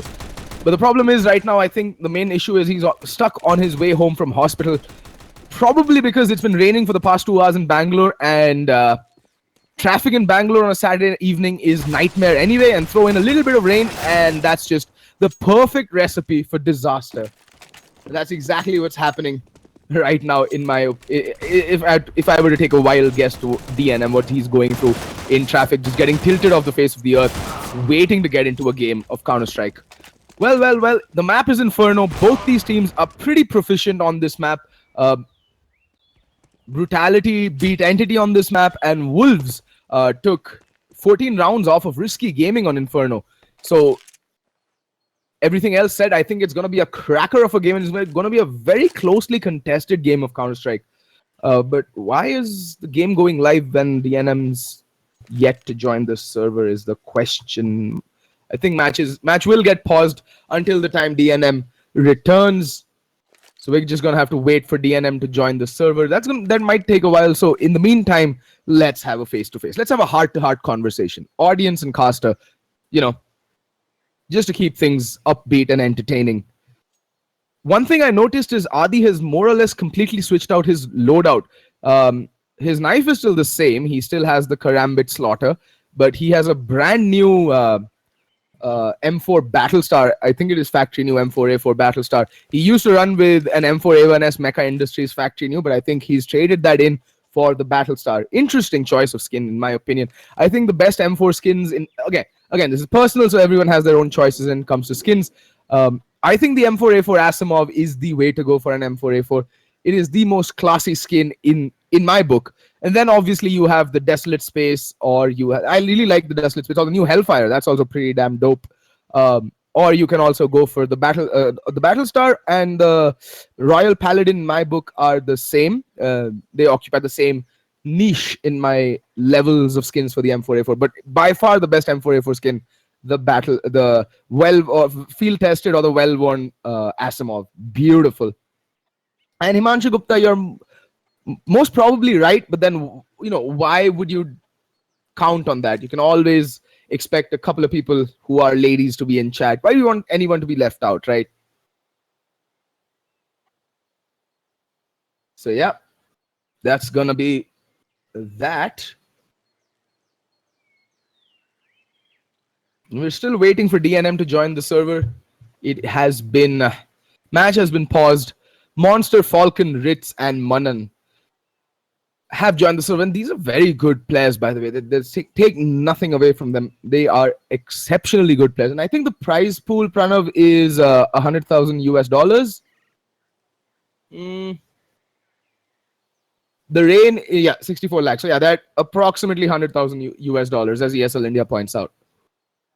So there's a lot of money at stake here, but money isn't the primary reason why these teams face off against each other. It's Counter-Strike. It's an extremely competitive game, and pride and bragging rights are probably more of a driving factor than just money. I agree. Money is a very important factor on what team joins, what are the teams that you'll find in a tournament. The bigger the prize pool, the better talent you can attract, obviously. But at the end of the day, it all comes down to bragging rights and just pride and the fact that you can call yourself the best in a country like that. For sportsmen, and this is a sport, for those of you, there are a few of you who might disagree, but for me, Counter-Strike or esports is just as legitimate a sport as, say, football or basketball or cricket, or if chess can be a sport, then hells yeah, go for it. Esports, it's a goddamn sport. It is a sport. But yeah, today Adi is going to be subbing in for Venom. He wasn't keeping well over the past few days. I think that, along with the fact that he might be having some PC troubles, he was having PC troubles as well over the past few weeks because Adi subbed in for Venom in their matchup in Cobex against Shooting Monkeys in Nuke. So either he's still not fully recovered from his illness. Viral is a pain in the backside.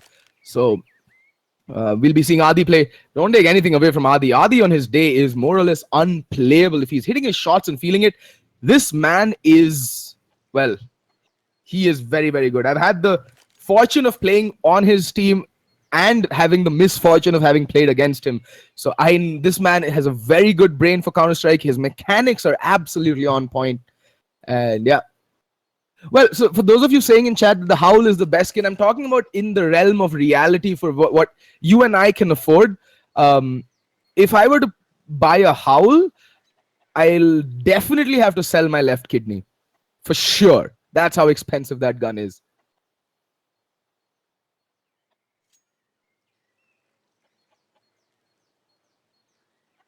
Yeah, Scream. The Dealer and Medusa are obviously very, very good skins. But again, it all comes down to personal preference. I'm not a very big fan of the Dragon Lore. I think it's just a little too loud. Again, my personal favorite, AWP. I like the new Oni Taiji that's come out in the, what's it called? The Hydra cases. And I really, really like the AWP Asimov. It is so good.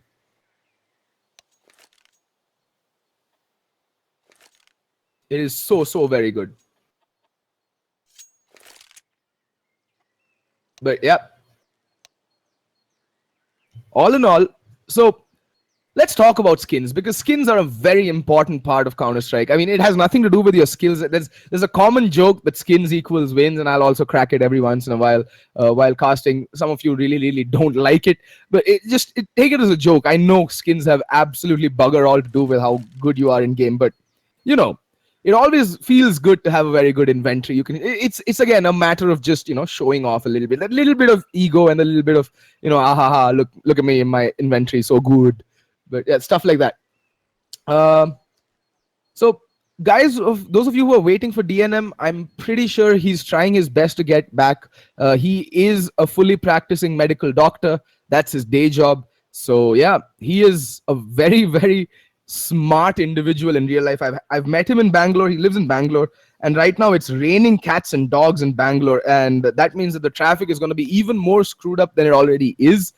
And this being a Saturday evening, that just takes traffic to a whole new level of unbearable. Like, you cannot possibly fathom the kind of gridlock that happens in Bangalore. The roads are narrow. If a frog pisses in Marathali right now, the entire city gets like gridlocked. That's how bad the traffic situation is.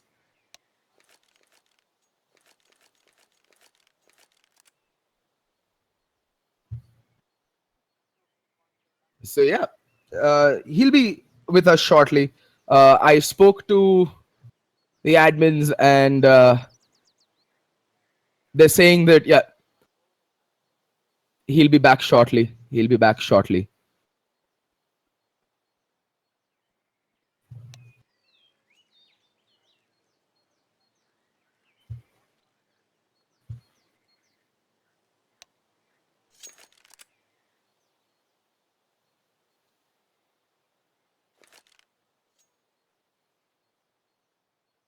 Sorry, just having a drink of water there. Throat is a little dried up. And I'm back again.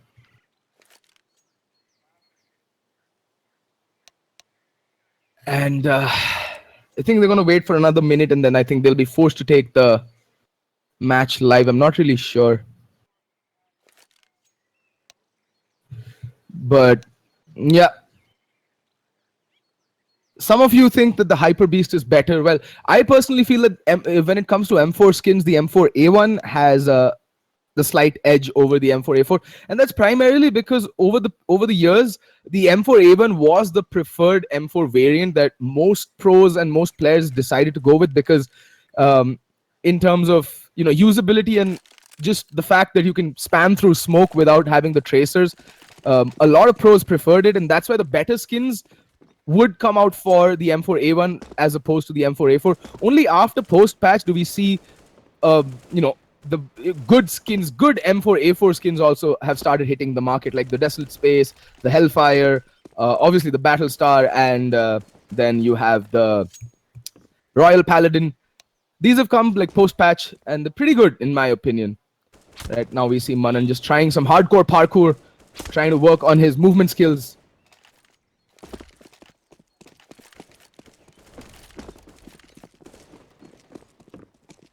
Those of you still wondering why DNM isn't in the server, it's primarily because, well, he's most likely stuck in traffic on his way back from the hospital. It has been raining a lot in Bangalore today, so the roads are anyway gridlocked. I think they're gonna wait for a little while more before starting the game.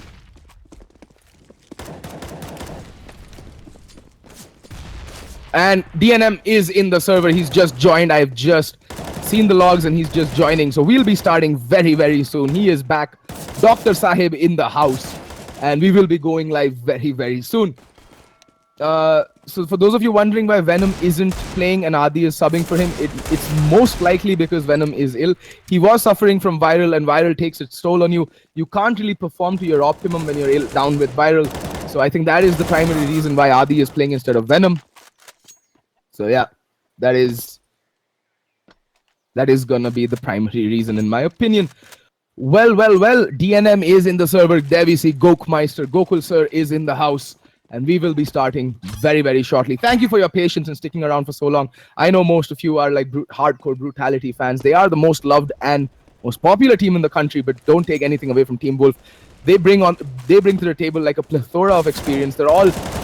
These are all like each player in this server right now has been around forever. They've all played against each other. They know exactly how each other play, and it's going to be a really interesting game of Counter-Strike, especially because this map, Inferno, both Wolf and Brutality are pretty good on it, are pretty damn good on it.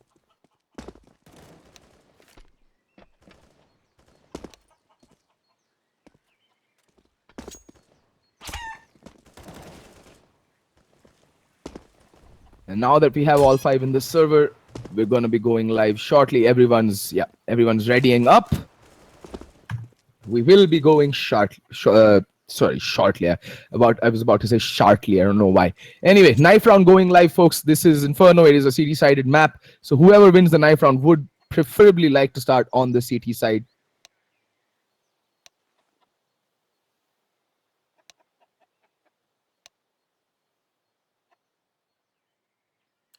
And 3, 2, 1, and we are live. There we go. Ladies and gentlemen, knife round is live. Let the slicing and dicing begin. Both teams are going to be meeting up in mid. And like I said, Inferno, a pretty CT-sided map so far. How things have panned out. It hasn't really changed from the old meta. Trying to keep up with the action as best as I can. Kills going out left, right, and center, and it is going to be Adi in a 1v3. Gets one, but there's DNM, the precision master. He wields the knife as precisely as he wields the scalpel, and there we go. He diced through the entire Brutality team, and Team Wolf come away with the knife round, and yep, they do go and start on the CT side.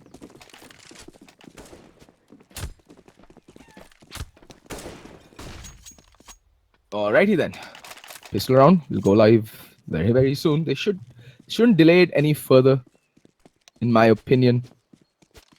Yeah, they're being asked to ready up quickly, and that's just what will happen. I feel a little bit bad for DNM. Like he didn't get enough time to warm up. I think he just got back and started his PC and just got into the game. That's the mark of a true champion, a true player. No nonsense, just get in the game and start fragging. And off late, DNM has just been going off for Team Wolf. Like in the few matches the Team Wolf actually were losing left, right, and center, especially like right around the time when the Corbex finals were taking place. Only DNM was showing up for Team Wolf. He was the reason that Team Wolf got whatever rounds they managed to cobble together in those games. And DNM is one of the most talented players I have seen hail from India. His spray control with both the M4 and the AK-47 are absolutely bar none. He is actually a very good raw aimer, and his game sense is also right up there, stemming mainly from the fact that he is one very, very cerebral individual. And there we go. Standard 2-3 setup, and Brutality are going to go up. Oh, banana, and there we go. Instant refrag coming in from Manan as well. Oh, finds two. Adi and Pex both go down. That's going to leave this banana attack a little bit muted. In the meantime, the bomb is making its way over through apartments towards the A bomb site, and there's going to be Monster to face this. Two players are going to climb on top of him, and there we go. He goes down. Man advantage restored. It's a 3v3. Falcon has taken some damage, and there we go. Down goes DNM as well. And it's down to a 3v2. Man advantage has been wrestled in favor of the T's. Oh, that smoke not really going to cover off Rix that well, but Rix just peeks out and takes Falcon's head with him. That was as sweet a headshot as they come. Down to a 1v3. It'll all come down to Manan. He's already on a 2k. He has to ace clutch this round. Doesn't have a kit. Time is running out. He needs to find these frags very, very quickly, but Brutality are playing it oh so smart. They're not presenting, and there we go. One more tap, one more kill. But there's one player just behind him. I don't think he'll be able to check. Oh, tries to check the defuse. There's a player still inside. Oh, gets the 4k. But there's just no time left. Has managed to pick up a kit. Oh, gets the kill, but does he have time? I think he does have... Oh, he doesn't have time, unfortunately. Does manage to ace that round there, Manan, but unable to just stick the defuse in time.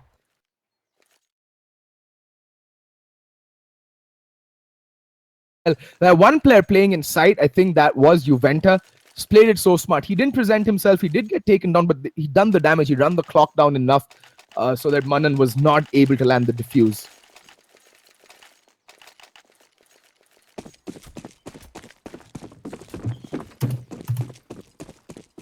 Alrighty, first round going to Team Brutal. And this reminds me of the buy that Brutality does from time to time. So what they'll do is, if they lose the pistol round, they're going to hard eco the second round and go in for an armor for mass buy in the next round. Brutality, they needed it on the T side. It is essential that you pick up the first gun round and immediately 5 UMPs. That's interesting. I think they've realized that, what's it called? The opposition's off guard and off balance. And it has worked out for them on multiple occasions. So why not? Like, take a page out of Team Brutality's book itself here, Team Wolf. Going in for the force buy in the third round, not a very conventional buy, which is why it does have the chance of catching Team Brutality off guard. It's a very high risk, high reward move, but look at the buy coming in from Brutality as well. They seem to have an idea that Wolf might do this, which is why you see the 4 AKs and the Galil coming out on each player. They kind of have an inkling towards the fact that they might go for this force buy. So they're not taking any chances. They instantly ditch all the SMGs and go for the rifle buy up.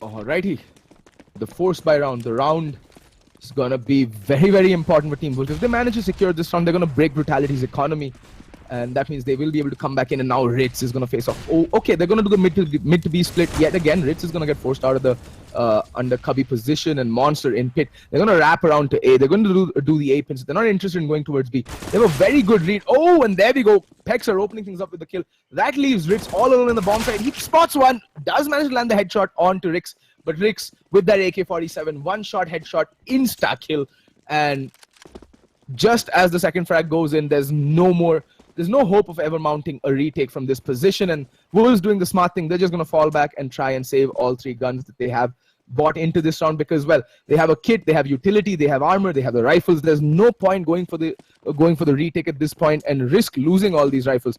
A 5v3 retake on the A bomb site is extremely difficult. So yeah.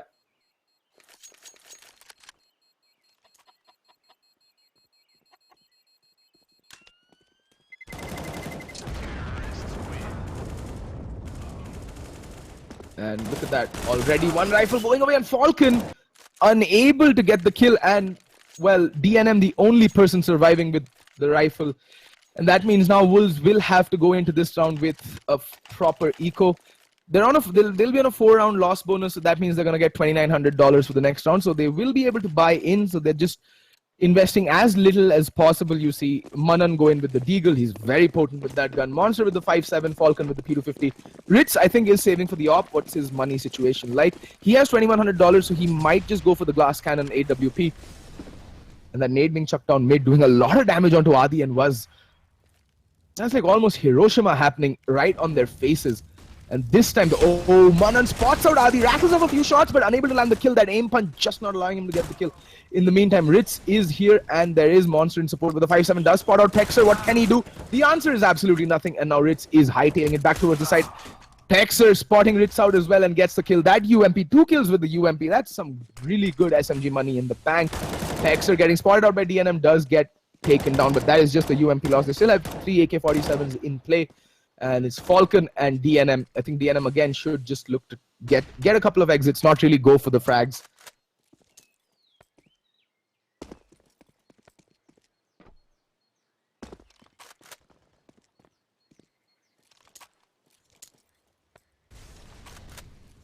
And yeah, Falcon and DNM both just setting up for exits around the library area. And I don't think Brutality will be looking to exit from this point either, because their money, even though they've won so many rounds, isn't looking all that great. Now they'll be on 6K at the end of this round.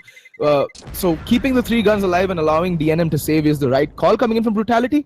Now they can actually spread the economy around and start building the money. You see, because Juventus on $4,300, it makes more sense for, say, someone like Rix to drop the rifle for him so that he can have a full utility buy up this round. But okay, that's not going to happen. Okay then. Cool. Not happening. Like, I would have expected Rix to pick up the AWP and or drop the AK on towards Juventus so that he could have a much healthier buy in terms of the utility, and Rix could obviously rebuy into it with $6,500, but whatever. And this time aggression not coming up banana, rather up alt mid. They're gonna be vying for apartment control, and that's exactly what they're trying to do. Pexer already in here towards bedroom, and Adi making his way up side halls, just clearing out the corners ever so methodical, and that beautiful fire serpent. Ooh la la.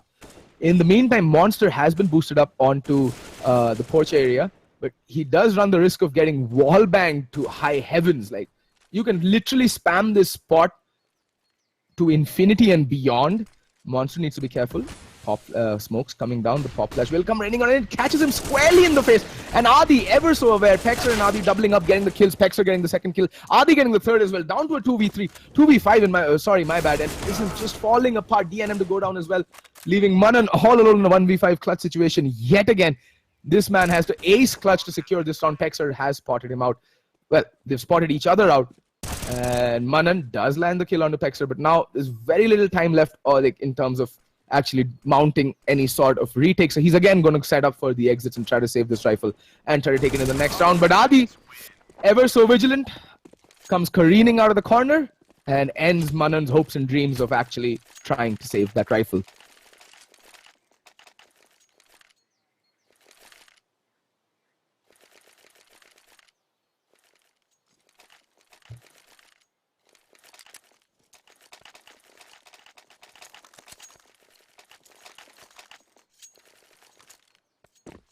Interesting buy coming out from Wolves. They are on the max loss bonus, so instead of ecoing, they've bought down to their last dollar in this round, and by that I mean they've got 3 FAMASs, 1 M4, and a 5.7 in the kit out onto Monster.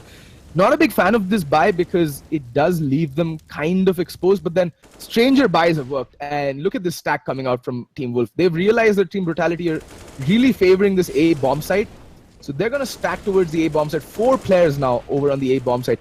Nothing seems to have worked. In the previous round, they played 3 over by the A bomb side. 2 were fairly aggressive, but Pexer and Adi just going absolutely ham. They completely broke open that A defense, getting those early picks, and that just meant that there was literally no coming back for Team Wolves from that point onwards.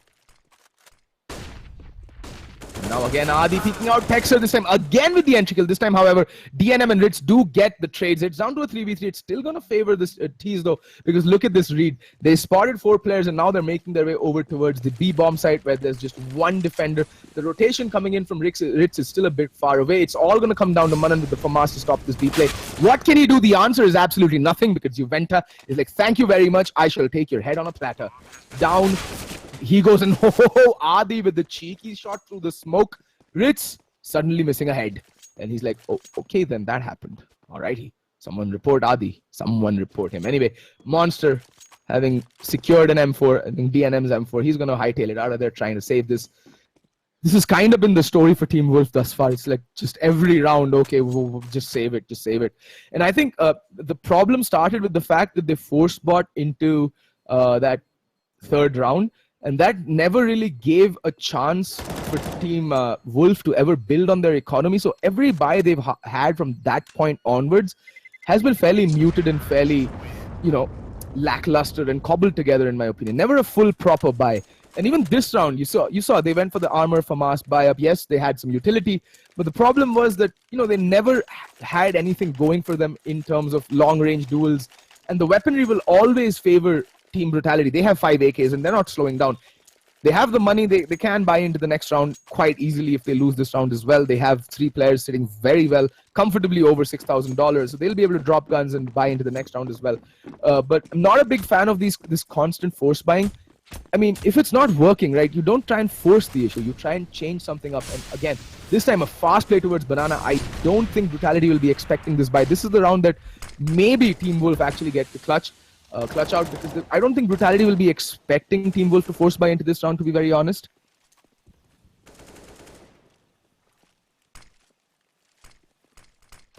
And well, there are 2 players over by the B bomb side, but this hit is finally going down. The Molotov goes in, and well, instant trades coming out. Now it'll all come down to DNM. He has been smoked off. He's going to try and rattle a few shots through the smoke. Is going to take some damage. In the meantime, he does find Rix's head though. So that's down to a 4v3. This retake is looking extremely possible right now. It's looking highly probable. No presence over by Banana. It has been planted for Adi, so he just needs to chill out and relax over by Banana and let his players in the site actually do some work. They have a Molotov and 2 flashbangs to work with Team Wolf. Should be using it over by new boxes to try and flush out this one player. Molotov does go down, but it's gone down towards Banana, and Adi taking the fight unnecessarily. In the meantime, Vaz does find Rix, does get instantly traded by Falcon, but Falcon goes down to Pexer, and all of a sudden it's down to Monster in a 1v2 situation. Tags down Adi ever so low, but Adi pre-firing, just hearing Monster trying to come careening out of the corner, and Adi pre-fires that and takes Monster's head with him. 7 rounds on the trot for Brutality, and Team Wolf really not having an answer for anything that Brutality is bringing to the table right now.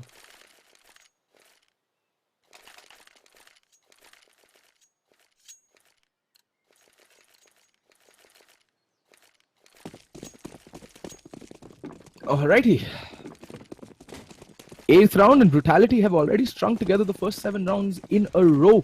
And this time, however, finally Team Wolf will go for that eco. It is going to be a half buy. They are on max loss bonus, so they can justify buying at least armor pistols into this round. But it's going to be a tall order. They are set up fairly close. Look at that. They're just playing all above each other. Falcon going to find the first kill already. For the first time in a very long time, they do get the man advantage. And it's a complete cluster.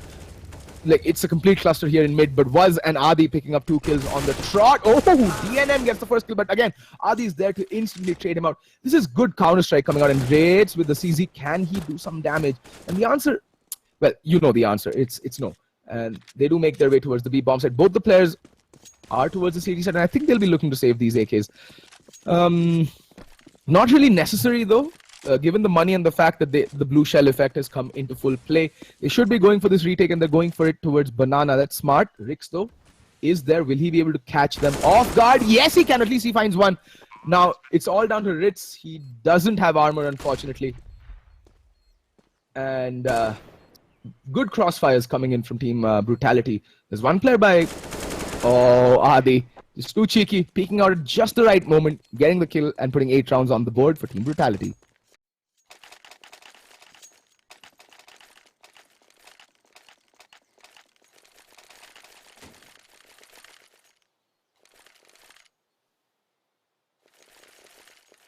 Alrighty, finally the Ritz op can come out. The op out on the Ritz, that's always a danger. And that's what they've been lacking up till now. Wolves, the sheer firepower, right? The op out on the Ritz, the 4 M4s, the full stack of nades, that's what they've been lacking. And that is what's costing them these rounds, round after round. It's just they can't really stop this Brutality steamroller from coming in. And all that spam towards apartments. This is the thing with the new Inferno and Ritz. Poised ideally to get the first pick, and he does. Down goes Adi. Will his kill go unanswered is the question. That flashbang is going to catch Ritz completely in the face, and he's absolutely blinded, but he's not retreating. He's just going to pop flash up. He's still going to hold this angle. In the meantime, DNM does find the kill over onto Vaz. That's bomb down. They've spotted that. It's a 5v3, and now finally things looking like, you know, they're going in the favor of Wolves. And just as I say that, Juventa gets the kill onto DNM. Brings it down to a 4v3, but Monster holding that angle. Very aggressive angle over by Boiler. Rick's... Oh, look at that. That smoke perfectly timed. And Monster, that spray not really, you know, going to catch anything. In the meantime, Ritz is still over by Side Halls and gets the kill onto Rix as well. That's the brace for him this round. And that is what was lacking for Team Wolf, right? The raw firepower that Ritz on an op brings to the table. In the meantime, you have a fact-finding mission undertaken by Juventa, who's soloing his way up Banana, trying to feel the defense, and it looks like they've made the right choice here, targeting B. Might be able to get the bomb down because the rotation from Falcon will be a little bit away should Manan just capitulate. There we go, the B defense falling way too easily, and both the smokes kind of waste, both the smokes thrown over by CT.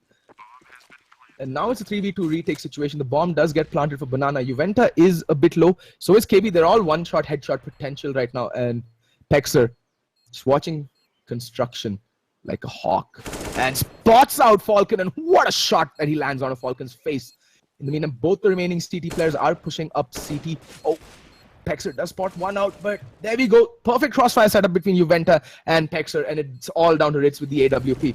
He's going to Molotov up. That's a good game. Oh, fake flash not really working out. Ritz with the AWP. He has to make it happen. He has to go huge. That fake flash yet again not really working out. Ritz actually, I think it did work out. Ritz looked away because he thought it was a fast flashbang, and it really worked out in the favor. And Brutality. So Wolves just came so close and they were so far. And Brutality, they're just unrelenting at this point. They're not giving Wolves an inch to breathe.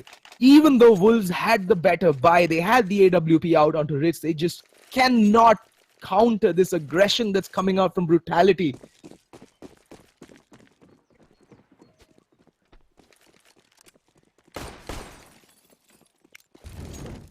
There we go, 9 rounds on the board, and the aggression going completely unanswered. Wolves, what is even happening? They were showing so much promise when they played against Risky on the same map, but right now they're just completely shitting the bed. And as I say that, Manan gets the first kill onto Juventa. They were 2 men up. They were 2 men to the good. Actually, yeah, they were 2 men to the good. It was a 2v4 situation last round, and they still kind of fluffed that because Brutality is just... It seems like they're a team possessed right now. They're playing some fantastic Counter-Strike. And it's not like it's like out of this world. They're just playing basic Counter-Strike. The trade game, their trade game is so on point this game. And that's what's been winning them rounds one after the other. Ritz does get spotted. Adi taking a few pot shots. In the meantime, DNM pops out, does get Pexer, but there's Adi and Rix to double up. And that banana push also not going to work out, but Adi's on 3 points of health. Rix is also 55 points of health, and Waz is pretty low as well. And they're doing the smart thing yet again, going all the way towards B. They've just been reading Wolves like an open book round after round. They've completely deconstructed this Wolf setup on Inferno. And they're lit. It's like mind games right now. It's like they're like ordaining what Team Wolf is going to do, and they're just counter-stratting them round after round. And it is such a glorious sight right now. In the meantime, Falcon has made his way up. Banana made some noise, so they know that there's one Banana, one pushing up from CT. And Adi does fall. He was the low player on 3 HP. And now Monster...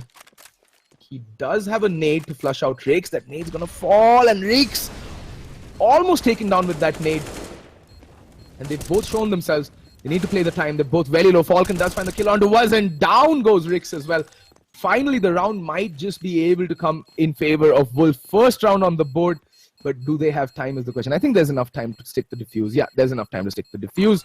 And there we go. First round on the board, and the score is 9-1. And the problem with that round, as I keep saying, is that Team Wolf lost 3 members. That means they're not going to have all the money to buy into this round and, you know, invest in the utility as well. So, well, I think they have enough. Yeah, they do have enough saved from previous rounds. They do manage to cobble together a decent buy. On the flip side, though, Brutality have money for days. They can easily buy into this round, but the next buy is going to be a bit stretched because they're only going to get $1,900 should they lose this round. And Team Wolf need to be really careful. Oh, that nade doing a chunk of damage. Lands on 4 players and does a lot of damage. And in the meantime, all Wolves players managed to escape unscathed from that initial altercation.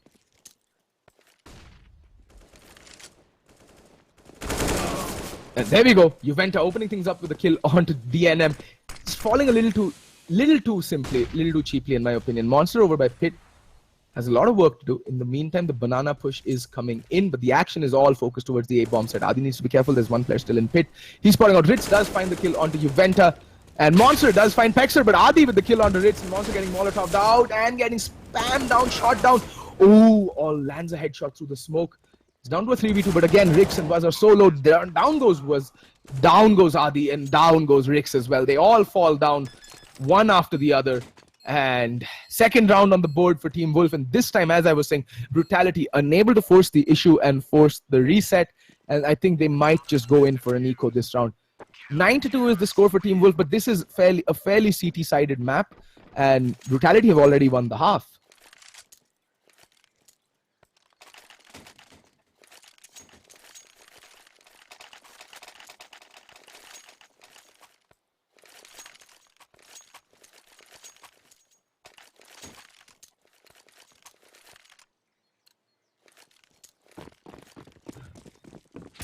Alrighty. Wolves managing to put 2 rounds on the board and opt back out onto Ritz. And it's going to be a force buy coming in from Brutality. They are fairly light on the utility. And Rick's going to take this fight up. Mid does spot out Juventa and does get the kill in the meantime. Falcon nading Banana to high heavens. And down goes Rix as well. Down to a 5v3 almost instantly. And Rix ever so smart with the AWP there. He gets a pick onto Adi as well. Down to a 5v2. And this is not looking good for Brutality at all. There we go. Ritz just going absolutely ham with that big green gun of his. And now Was all of a sudden finds himself in a 1v5 in the blink of an eye and unfortunately unable to land the kill onto Manan either, who's going to finish things off with the final kill. Alrighty then, Wolves finally finding their footing into this map. They're trying to claw their way back into this game and you never know. There's enough rounds still left on the board for them to try and manage a comeback, but 9 rounds on the T side for Brutality, pretty solid showing. And I'm not a big fan of this constant force buying that Brutality is doing. They might just, eco this round, and based off of the buy, it looks like it's going to be a fast play up Banana. Based purely off of the buy, and I'd like to see what the B defense is going to do. Yeah, it is going to be a fast play up Banana. The Molotov going in will slow them down. They don't care. They're going to push right through it, not taking any damage at all, and they're going to overwhelm this B defense. Oh, Falcon does spray down 2 players. But that doesn't matter. The entire B defense goes down and the bomb will be able to get planted. The T's also recovering both the AK-47 so they can set up for good post plants. Ritz coming in with the op, has to find an opening pick. All 3 players pushing up CT. And the T's are fairly spread out. They do have good post plants. There is Rix. Although I would have preferred an AK-47 player playing over by Banana instead of the player with the ump. And there we go. Adi finding the kill onto Monster. Both players flashed out. DNM getting spotted out by Rix. He knows that there's more players over by Construction. And I think the call to save has gone out. The money on Wolf isn't that great that they can, afford to lose both these guns. And the hunt coming out from Pexer immediately. He knows what's up. He knows what's at stake. But DNM gonna be able to save his gun at least for the time being. Gets the kill. Rix missing the first shot. Knows that DNM is very low. Does manage to get the rifle away from him. That's gonna really hurt Team Wolf going forward because, well, they needed to save both these rifles if they wanted to go in for a better buy in the next round, but unfortunately that is not going to happen.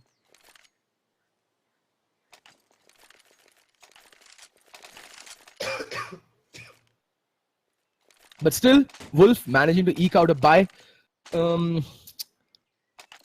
While Brutality do have a very good buy going into this round. All the nades, all the rifles, everything under the sun.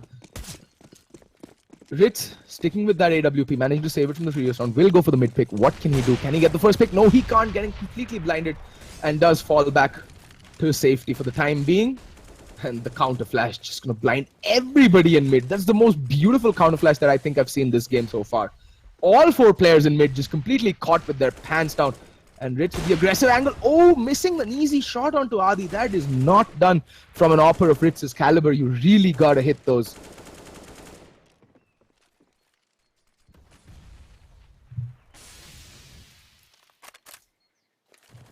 And oh, look at this Banana aggression not getting found out. That beautiful one-way smoke by Manan catching the entire Brutality squad completely off guard. And then now it's a 3v5. All of a sudden, this round looks extremely doable for Team Wolves. And yet again, aggression over by mid. Oh, I think Ritz spotted the barrel of Waz's gun there.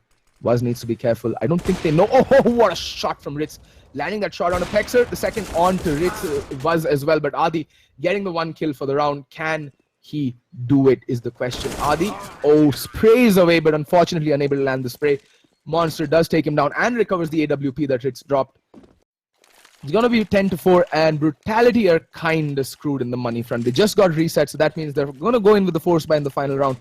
Adi brings out the AK-47 immediately. He's going to be the only player with the money. Was opting to go with the UMP. And does Juventa have the best spawn? No, he's way at the back. Yeah, there we go. Adi does retain his AK-47. I think he was dropping a Tech 9 over for his teammate.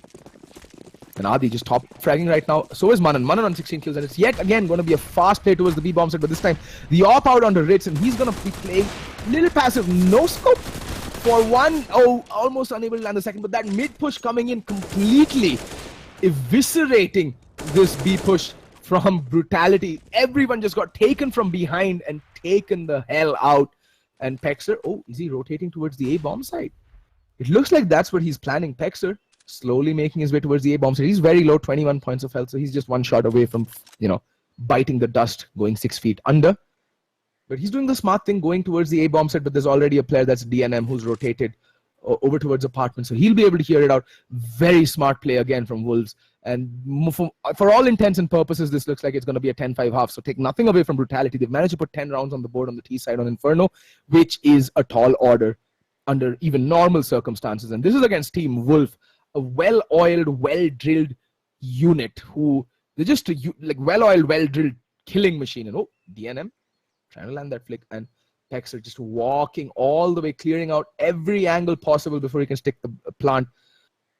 Does have a Molotov. I think he's saving it for post-plant. He's just cleared everything. Will he be making his way back to B? I don't think he has the time. Oh, look at that. So smart. He's making his... No, he's not. He's just cleared boiler and is making his way back. I think he's going to plant for apartments, and that's going to be his downfall. No, he's going back into the site. So he's planting safe. He's going to hear DNM. But DNM just ever so ready, waiting for that peak. Patience is the name of the game in Counter-Strike, folks. You don't have to force the issue. You're 3-1. Just let the player plant and then go in for the retake.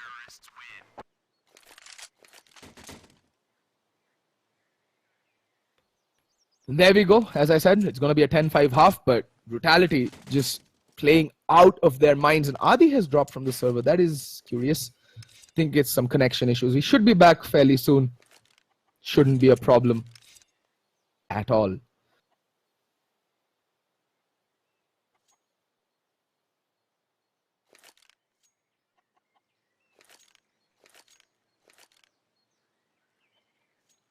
There we go. Match has been paused and we're just waiting for the player to come back in. That is going to be Adi. And we'll be back with the game just as soon as that can happen. In the meantime, I shall proceed to order myself some dinner because I am hungry. It is fairly late. So for those of you in chat wondering where is Venom, I think he decided to, opt out of this map because he's been fairly ill over the past week, not allowing him much time to actually go in for scrims and team practice. And I've seen a couple of comments up till now who were complaining about the fact that if Venom can stream, why can't he play a game? Well, because streaming and playing a competitive game of Counter-Strike are two extremely different things. They're like worlds apart, poles apart. They're not the same. Streaming doesn't require you to give 100% of your focus to your game. In fact, if you're streaming, you can't give 100% of your focus to the game because you'll be talking to chat, you'll have to interact, you'll have to be, funny, entertaining, and all that stuff. So you have to give, but when you're playing a competitive game of Counter-Strike, you have to give it your all. And when you've been ill, especially with viral, because the treatment also takes its toll on you, you cannot possibly justify playing a competitive game of Counter-Strike. Well, in the meantime, we're going to go live with the second pistol round. It is a must-win round for Team Wolf, and Juventa is going to run the utility, 2 flashbangs and a kit. And he's, a very heavy presence towards the A bomb side, but completely giving up B. Just one player, that's going to be Adi, soloing the B bomb side. And it looks like it's going to be the right call as well. And an instant aggression up, alt-mate. Rick spotting out 3 players, and Pexer taking a ton of damage. No damage returned in turn. And Rix does go down, and Monster to fall as well. Falcon, in the meantime, does find, was down to a 3v4. Rix, getting caught with his pants down, spraying away with the P250, does get the kill onto Juventa as well. Now it's down to a 1v2. Adi having rotated all the way from B. Kind of left that unattended, and that's not the right call in my opinion, because Wolves again getting a very good read, and Falcon gets the kill, and now it's all down to Pexer with just 8 points of health, and he can't really do much with that. Falcon gets the second kill as well, and Wolves pick up the much needed pistol round.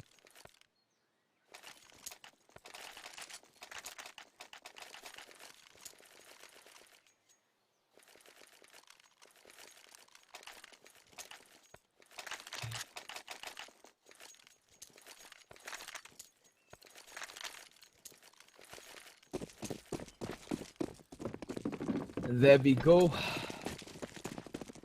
Wolves picking up their pistol round, and immediately we see the force buy coming out onto Brutality. They're notoriously well known for how well they play on their force buys, and Adi pushing up side halls. This position is like, it's his spot. And Manan knows this. That's why you can see him being that little bit of trepidation that's coming in from Manan right now. He's not really forcing the issue. He's not picking the angle. He's just playing it passive because he knows Adi loves playing this on a force buy. And we also see Pexer here just playing outside bedroom. And this is the right call. There's a lot of aggression up apartments. Apartment control secured almost instantly. And Rick's just peeking out for information, but it is going to be a hit towards Banana, towards the B-bomb side, and it's all going to come down to Juventa. And I think it is with him. I think is was is with him. And all the 5 Ts are just bunched up in banana, and the rotations have come in full force. And they've just left Adi here in alt mid, just spotting mid just for that aggression itself. And there we go. The Ts go streaming into the bomb side. Wuz gets one. Pexer gets one. But Wuz does get traded out instantly. And there we go. Down goes Pexer. But Rix in the meantime does find one. And he's staying alive at the back of the bomb side. Rix going in for the knife. Gets the knife as well. What is even happening? He's bunny hopping his way out to glory. And Adi cleaning things up with the final kill onto Ritz and recovering the AK-47 as well. Well, Brutality, like I said, they are a team who are absolutely brilliant on their anti-ecos and force buys, and they show yet again why they are the most feared team to play when they are on their force buy. Just pulling that round completely out of the bag, perfect rotations coming in, perfect aggression up mid and apartments. That early apartment control was what actually won them the round, because it forced the Ts to bunch up in banana and go for the B bomb side, and that is a site tailor-made for pistol defenses, because there's so many tight corners and angles to check. You just cannot, watch all of them. You're getting shot at from 3 different angles, and ooh, this is interesting. Rix with a Pro 90.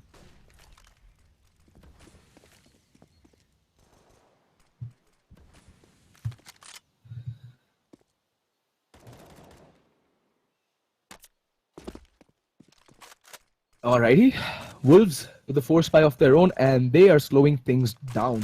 They've just stopped things coming to screeching halt, and there we go. Out goes Manan jumping through the smoke, but there you have 1 kill. Oh, but Monster turning 180 degrees and decapitating Pexer there. Now that it all comes down to Adi, who's completely Helen Kellered right now. Needs to be very careful, spraying away, gets the kill on a Falcon and the kill on a DNM.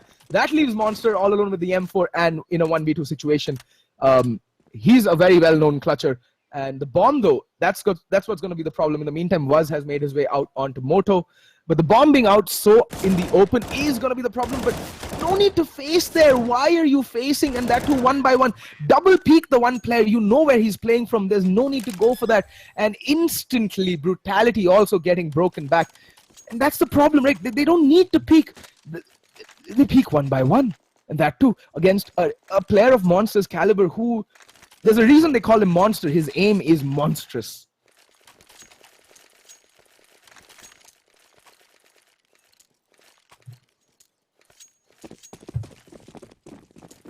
And unfortunately, Brutality just completely shooting themselves in the foot as well in that round. And okay, Juventa taking a bit more aggressive stance, and Rix with the scout picks up the kill onto Ritz. Yeah, that's a bit of a tongue twister. Rix getting the kill onto Ritz. Oh, Juventa! 1 dig! There we go. All of a sudden, it's down to a 5v3. I think Brutality should just constantly force buy and forget about proper gun rounds.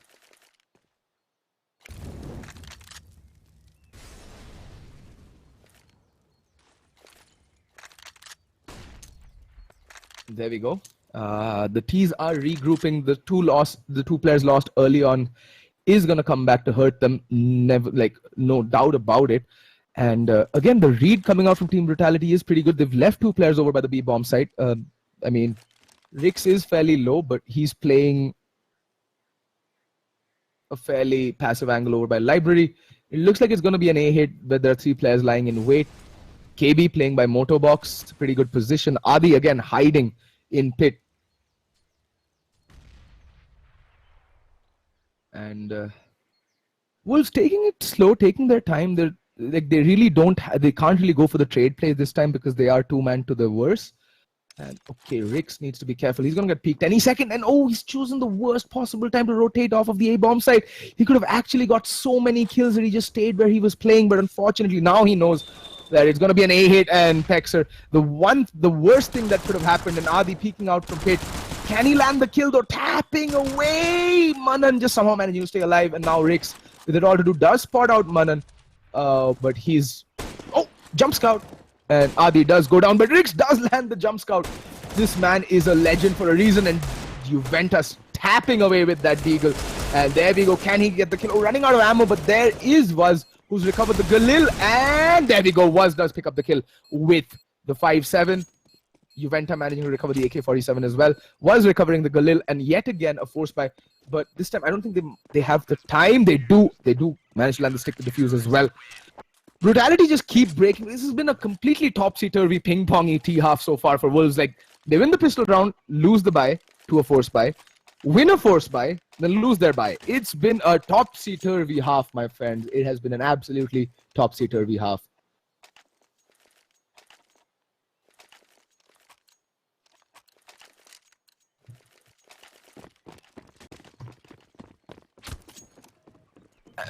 Just a public service announcement before the commencement of this round. For those of you thinking that you can actually compete against these teams and beat them with your cobbled together, Sunday teams, let me be the first to tell you that they are going to take you through the ringer.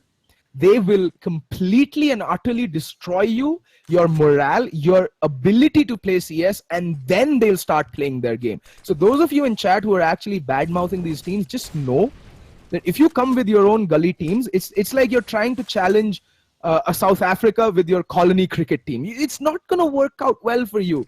It's like a Bayern Munich versus Mohan Bagan in football. Not going to happen. It's not going to end up how you're planning to. And there we go. Rix pops out, gets one, almost gets the second, but Rix does manage to get the kill on him. It's down to a 4v4, and now Adi, with the AK-47, that Molotov is going to force him off and cause him to retreat a little bit. In the meantime, the B hit is coming out. Needs to be careful. Spots out one, but Falcon just too quick with the Tech 9. Gets one kill, and Juventa. Oh, the force by yet again working out for Team Wolf.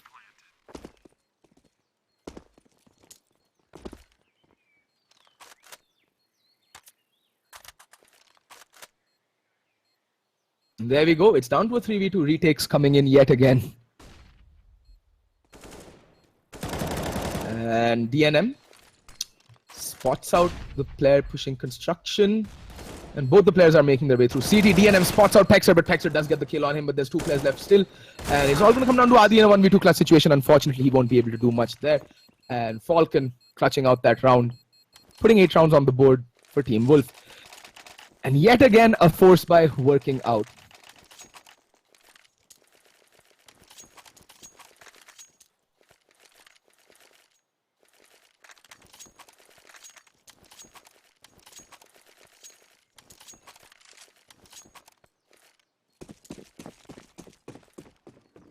Alrighty. And as expected, force buy coming out from Brutality. I mean, they'll just keep forcing until one team manages to put string 2 rounds together, and so far that hasn't happened. And Adi yet again playing halls, pretty close side halls in apartments with the Swag 7. This man's Swag 7 is legendary, folks. Like, he is an absolute killing machine with this gun, and he knows what's up. He's not going to really overpeak this angle. He's just going to wait for the push to come in. And hopefully this aggressive apartment control is going to work out well for them yet again.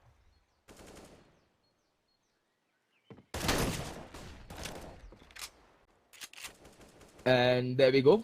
Adi does spot out Falcon, who's wisely so fallen back because he took a shotgun to the face. But these are CSGO shotguns. It is a Mag 7, not the best weapon for that particular range. And DNM in the meantime does find the kill over onto Waz. It is going to be a B hit. Juventa with the deagle, unfortunately this time unable to land that sweet one dig, which he did in the previous round. And it looks like finally Brutality might be forced to go in an eco if they can't pick up this round, because Falcon in the meantime has picked up Rix.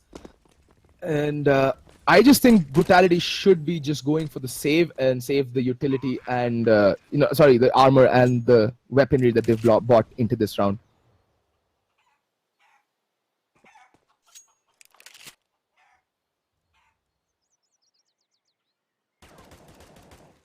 And yeah, that is going to be the call. They're just going to save, waiting for exits at the most. I mean, Adi, if he gets a kill with the Swag 7, that's $900 for him, so he'll be really itching to get a kill on the exit. But I do not think that Wolves are going to hand their lives on a silver platter to Brutality.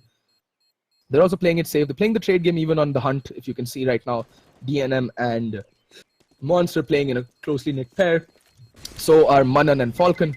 And Adi just falling back even some more because he kind of hears 2 footsteps and he knows what's coming his way, so he's just making his way back to safety. The primary concern right now is to save that armor and that Mag 7.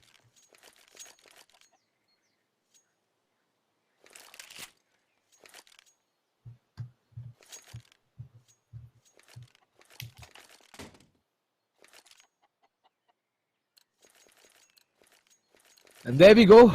Team Brutality finally on an eco.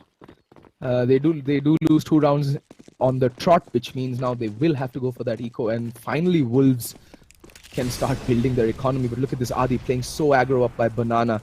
With that Mag 7, there's tremendous damage potential with that gun here. But I don't think that Wolves will be coming his way.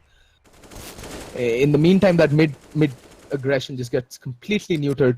Rick's falling a little too quickly. And, well, Texer does manage to recover the scout. But there we go. It's spotting him out and takes him down. And down goes Buzz as well. And yet again, Juventa and Adi left. For maybe Adi will try and get some kills on some stragglers, but the primary concern again should be to save the armor, because next round if you can take the armor, well, Manan was so very low. All Adi had to do was just land one love tap on him, but unfortunately unable to do so. And down he goes. All 5 players stay alive. That means now the economy on Team Wolf is actually looking very good.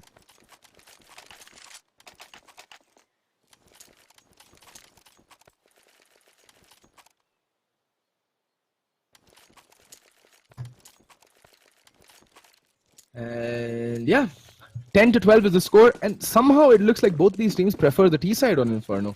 This time their CT side is not looking as comprehensive or as, well, what's it called, impressive as it did when the last time they played this map. When Brutality played against Inferno, their CT side was it was nigh impenetrable for Entity. And same thing goes for when Team Wolves played Risky. And look at this aggression. Oh, Rick's catching that flashbang with his face. That Molotov smoke a little too late to go down. Both will take some damage. In the meantime, there's a 4-player stack over by the A-bomb set. 2 players playing aggro and 2 players playing passive over by Pit and Graveyard. Sorry, yeah, Pit and both players playing Pit. This is a very good setup actually. Both players playing Pit is a very viable and good setup over by the A-bomb set. And I think they might have an inkling, Wolves, that there's 4 players. There's a 4-player stack over by the A-bomb site, but they're gonna force the issue nonetheless. They're gonna get double peaked. Adi and Rix does manage to get 1 kill, but he doesn't manage to quite convert his spray on towards Monster. And Waz is so very low, and Monster still forcing the issue. He's gonna peek this angle, but there we go. Waz does spot him out a little earlier, and Rix so low, but still managing to get the kill somehow. And they're gonna be making their way towards the B-bomb site, but Texer still holding Pit. This is the smart thing to do. But there is a player right above him. Will he spot him out? Yes, he does, and does manage to convert the spray as well. But now there's 2 players converging on his position. He needs to be very, very careful. Spots out DNM, takes some damage in return, goes for the reload, and should wait for Adi to rotate back. And DNM just landing that kill a little too quickly for him. Now it all comes down to Adi. He's gonna have to wait for the rotation to come in because it's still a fair ways away. And for Wolf, it's gonna come down to DNM. He's the player with the HP. He's gonna have it all to do, but Ritz just playing that so smartly. He's not giving anything but his head, presenting it, and DNM does get tagged down. Ritz solo, but still managing to get the kill. Now Juventa, he's on full HP. DNM is internally bleeding, but he does have the AK-47, but it's not gonna really matter because Juventa is gonna spin around and get the kill regardless. And that's 13 rounds on the board for Team Brutality to 10 rounds to Wolves after 23 rounds of Counter-Strike. But again, the problem here is that Brutality losing just 1 too many players there, and their next buy is going to be severely muted because of it.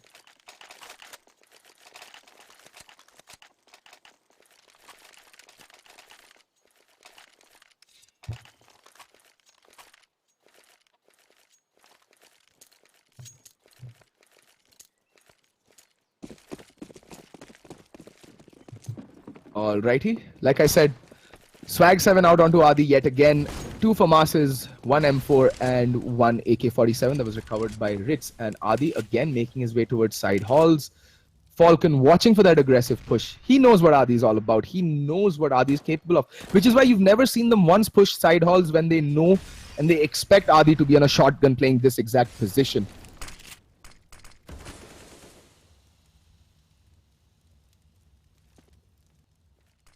And it looks like it's going to be a straight up mid-aggression play. It is still early days, so it's pretty hard to call. But Adi, because of the smoke, he can risk maybe pushing up. Needs to be careful. He's getting... he gets spotted and down he goes. In fact, it's DNM who shoots him in the side of the head, but Was is doing tremendous job over by mid. And now the rotation coming in. Pexer spots out Monster, does get the kill, and the smoke wall is actually going to favor them instead of... Oh, Pexer landing that kill through the smoke. Somebody whack him instead. Falcon, in the meantime, does find the refrag. He's done the 1v2. Was is internally bleeding, needs to be careful. Juventa, in the meantime, picks up the kit that was dropped onto Rix's dead, mangled corpse. And spots out the shadow, but Falcon just too quick on the draw, and now it'll all come down to Was, who's just so low on HP. And Falcon, will he expect this? Oh, the shadow gets spotted out, and Was managing to clutch out that round as well. 14-10, and these two rounds have come oh so close.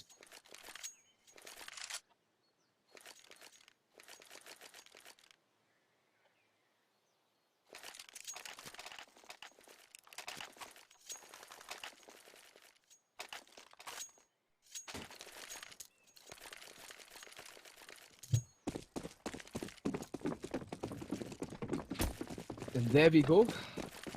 Yet another cobbled up buy coming out from Team Brutality, and they'll be facing off a full buy from Team Wolf. Those nades not really finding their mark, barely even scratching Team Wolf. And the nade's going to go sailing in and take a chunk out of both players playing Banana. Actually, more so from Juventa than from Adi. No, sorry, Was. And I think Adi yet again playing apps, this time Boiler, while his compatriot Pexer is watching side halls for him. And again, this is a good position for the Swag. So an apartment's the perfect place, except if you're playing Boiler and you get peeked from side halls, that's, when you start worrying with the Mag 7, and that might just be what ends up happening this time. Adi, being paranoid, as always, he's checking his corners, he's being very methodical. Falcon, on the flip side, is doing the same for Team Wolf.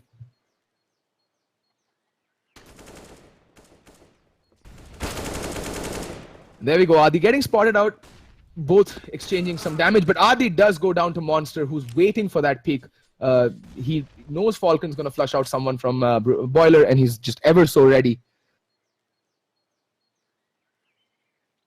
And Manan on a solo fact-finding mission. He's trying to fake over by the B bomb site. That's the CT smoke being lined up and thrown. Might force a rotation, but I don't think they're going to be buying this. It is a fake. And Texer on balcony. It's going to be a hit towards the A-bomb side. They know it. They can feel it in their bones. And Monster, I think, spots out Texer. Down he goes. And now Rix getting smoked off. And he's getting aggressed by 3 players. He needs to rotate. But the rotations are already being cut off by Manan. And he's on the wraparound as well. Down goes Rix. And this is not looking good. Juventa all alone. And Manan knows that he's the last player remaining. He is over by the B-bomb side. Turns around and gets the kill. 11 rounds on the board for Team Wolves. And now Brutality yet again will be forced onto an eco. And this, look, there 3 players on their team are on double eco territory, so it makes quite a lot of sense for them to actually force into this round. But I think they are gonna hard eco, and this is double eco territory, unfortunately.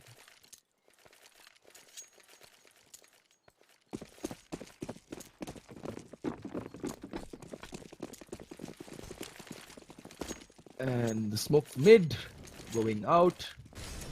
The lone defender in Juventa towards the B bomb site, and for the first time it looks like they might, okay, they're not, looking to hit B as such. Rix, Pexer was all over by mid, and Juventa does spot out 2 players in Banana. That should prompt someone to maybe peel off the A bomb site and go towards the B bomb site, but no.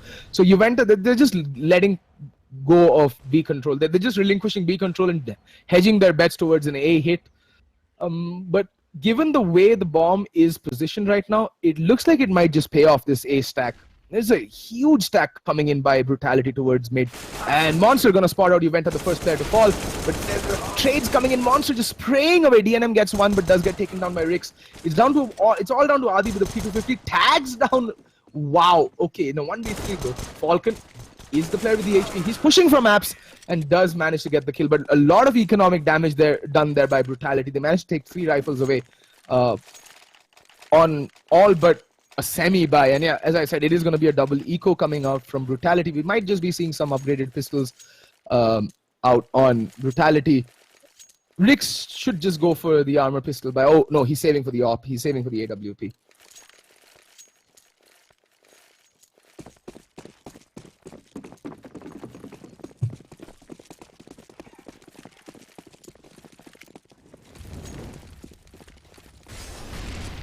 And there we go. Aggression of Banana. A lot of utility chucked down very early round. And that Molotov is going to completely isolate Juventa over in sandbags. There might just be another... Oh, that flash though. Completely blinding out all three players in Banana. And that nade just going to go sailing over. But that nade from Juventa will do a lot of damage. Oh, who does find the kill on a Falcon as well. But that's not going to really work out. Down goes Juventa. Down goes Rix. And more or less the B defense as well.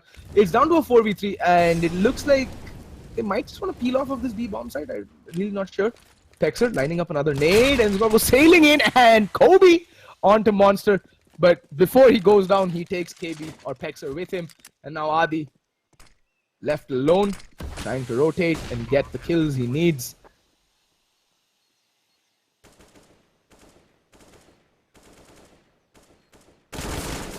And there we go. Adi spotting out Manan. Does land a dink onto him through the woodwork, but unfortunately Manan, that AK-47, is very, very unforgiving on this player. And down he goes as well. 13-14 is the score, and the bye will finally be coming out from Team Brutality. This map literally hangs on the balance of this round. If Brutality lose this, they're going to have to eco or force buy, and that's going to get them stuck into a rut, and they're going to be completely broken economically. So Brutality, they not only are they looking to win this round, they need to win this round by keeping at least 3 or more players alive. So it needs to be a very decisive win. They cannot bring it down to a 2v, cannot bring it down to either 2 players or even 1 player remaining alive. They have to keep 3 players alive, no matter what. No matter what. And Ritz finally getting the kill onto Rix. Unfortunately, op duel there being won by Ritz. And that's not the way that Brutality were hoping this round to start.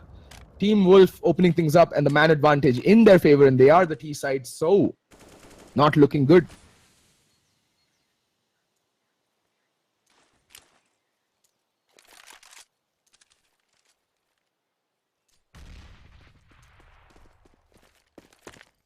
Alrighty then, how do Brutality come back from this? They are at a man down. They pull back quite a few rounds from being 2 men down on the T side, but that was the T side, and the reads that were coming in from Brutality were just absolutely immaculate. So they were always hitting the site with the fewer players, and they were winning the duels there.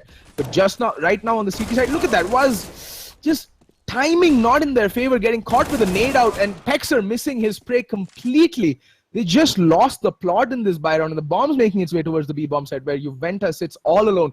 He's going to get pincered from both angles, and he knows this because Adi's all the way back towards pit. And at the most, he can get this 1 kill, but even that is not going to be possible. And Adi also falls down oh so cheaply to DNM, who's just performed some instant brain surgery on him. And 14-14, Brutality completely money wrecked, and it's going to be 15 rounds on the board most likely. And yeah, as I said, Brutality will be forcing into this round. They are on max loss bonus, so they're going to have around, on an average, they're going to have $5,000 on each player apart from Juventa going into the next round. So again, it's going to be a pretty sad buy coming in from Brutality, and they haven't been able to manage their gun rounds very well thus far. I think their CT side is still a bit lacking on Inferno.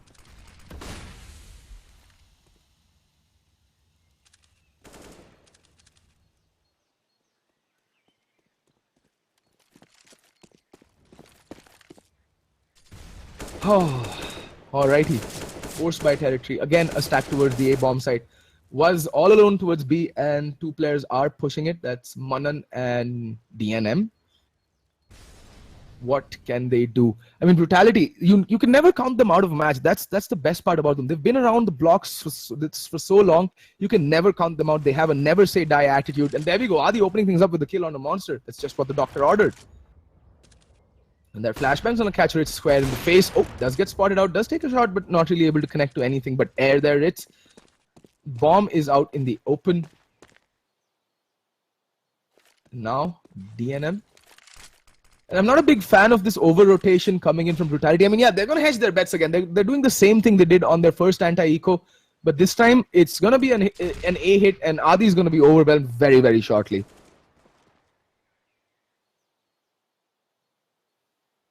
There we go. Now they're rotating back, scrambling towards the A bomb site. Rix with the CZ, not the best range for this weapon. You want to be up close and personal and in your opponent's face.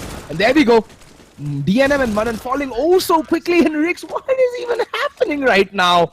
How did Brutality win that round? They did the same thing they did on the first anti-eco, on their first force buy. They rotated towards the B bomb set and then hurried scurrying back towards the A bomb set. They just, oh my god, it makes no sense. But Brutality, well played, sir, well played. Take nothing away from Brutality. They played that anti-eco oh so well. And well, they just won that. Somehow, they just won that. Again, it makes no sense. Absolutely no sense.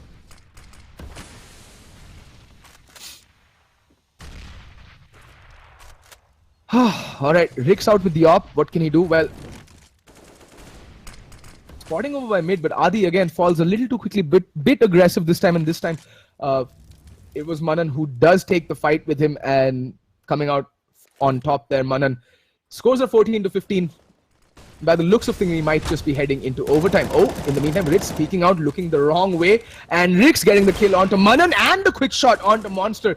Rick's just doing some serious work right now, and oh, he managed to land the wall bang onto Falcon as well. Well. Interesting. Rick's falling back to pit. Smart move. And he has 3 players in support. 1 player in Pexer who's playing in from within the site. And Rick's just slow peeking, creeping along. Oh, spots the barrel of DNM. DNM, oh, rattles off a shot but unable to connect. Rick's needs to be careful.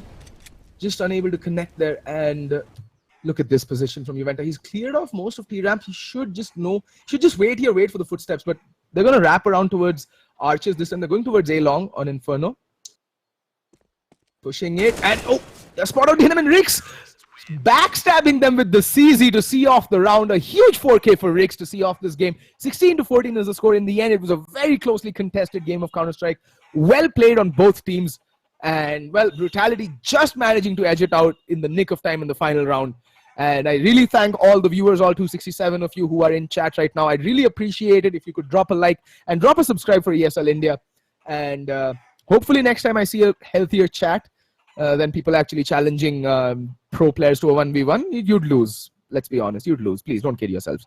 Anyway, folks, that's all from me tonight. I'll see you again tomorrow for tomorrow's game. Again, more Counter-Strike, same time, same place, 8 p.m. ESL India. Subscribe, click the bell icon for being constantly notified when they go live.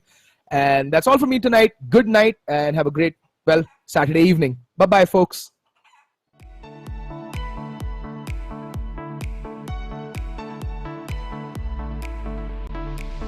Cold light falling on the ground. Long day, but we won't back down. One thing playing on our minds. Long wait, but we won't give up now.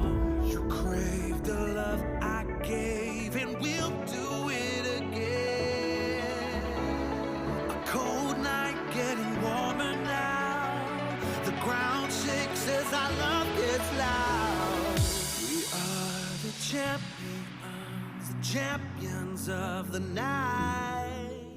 Well, it did indeed become a close-knit match, considering the Team Wolf had a comeback in process. They tried vehemently. DNM and Gang gave it everything they had, raised the score to 14, leveled it, but in the last 2 rounds, Brutality won them back-to-back, goes back home with victorious smiles on their faces. Well done, Brutality. Well done indeed. That was some exemplary Counter-Strike Global Offensive gameplay, which I think every one of us who's watching the stream, the live stream of the day 13 on the Facebook page of ESL India and the YouTube gaming channel of ESL India should definitely go back home and watch it again if in case you guys want to get better at your game. And since you're planning to get better at your game, you should also remember that the Phase 3 registrations for the ESL India Premiership 2017 summer season are open. All you gotta do is follow the link on the screen and register for the games you want to participate in, and then become part of the ESL India Premiership 2017 summer season Phase 3.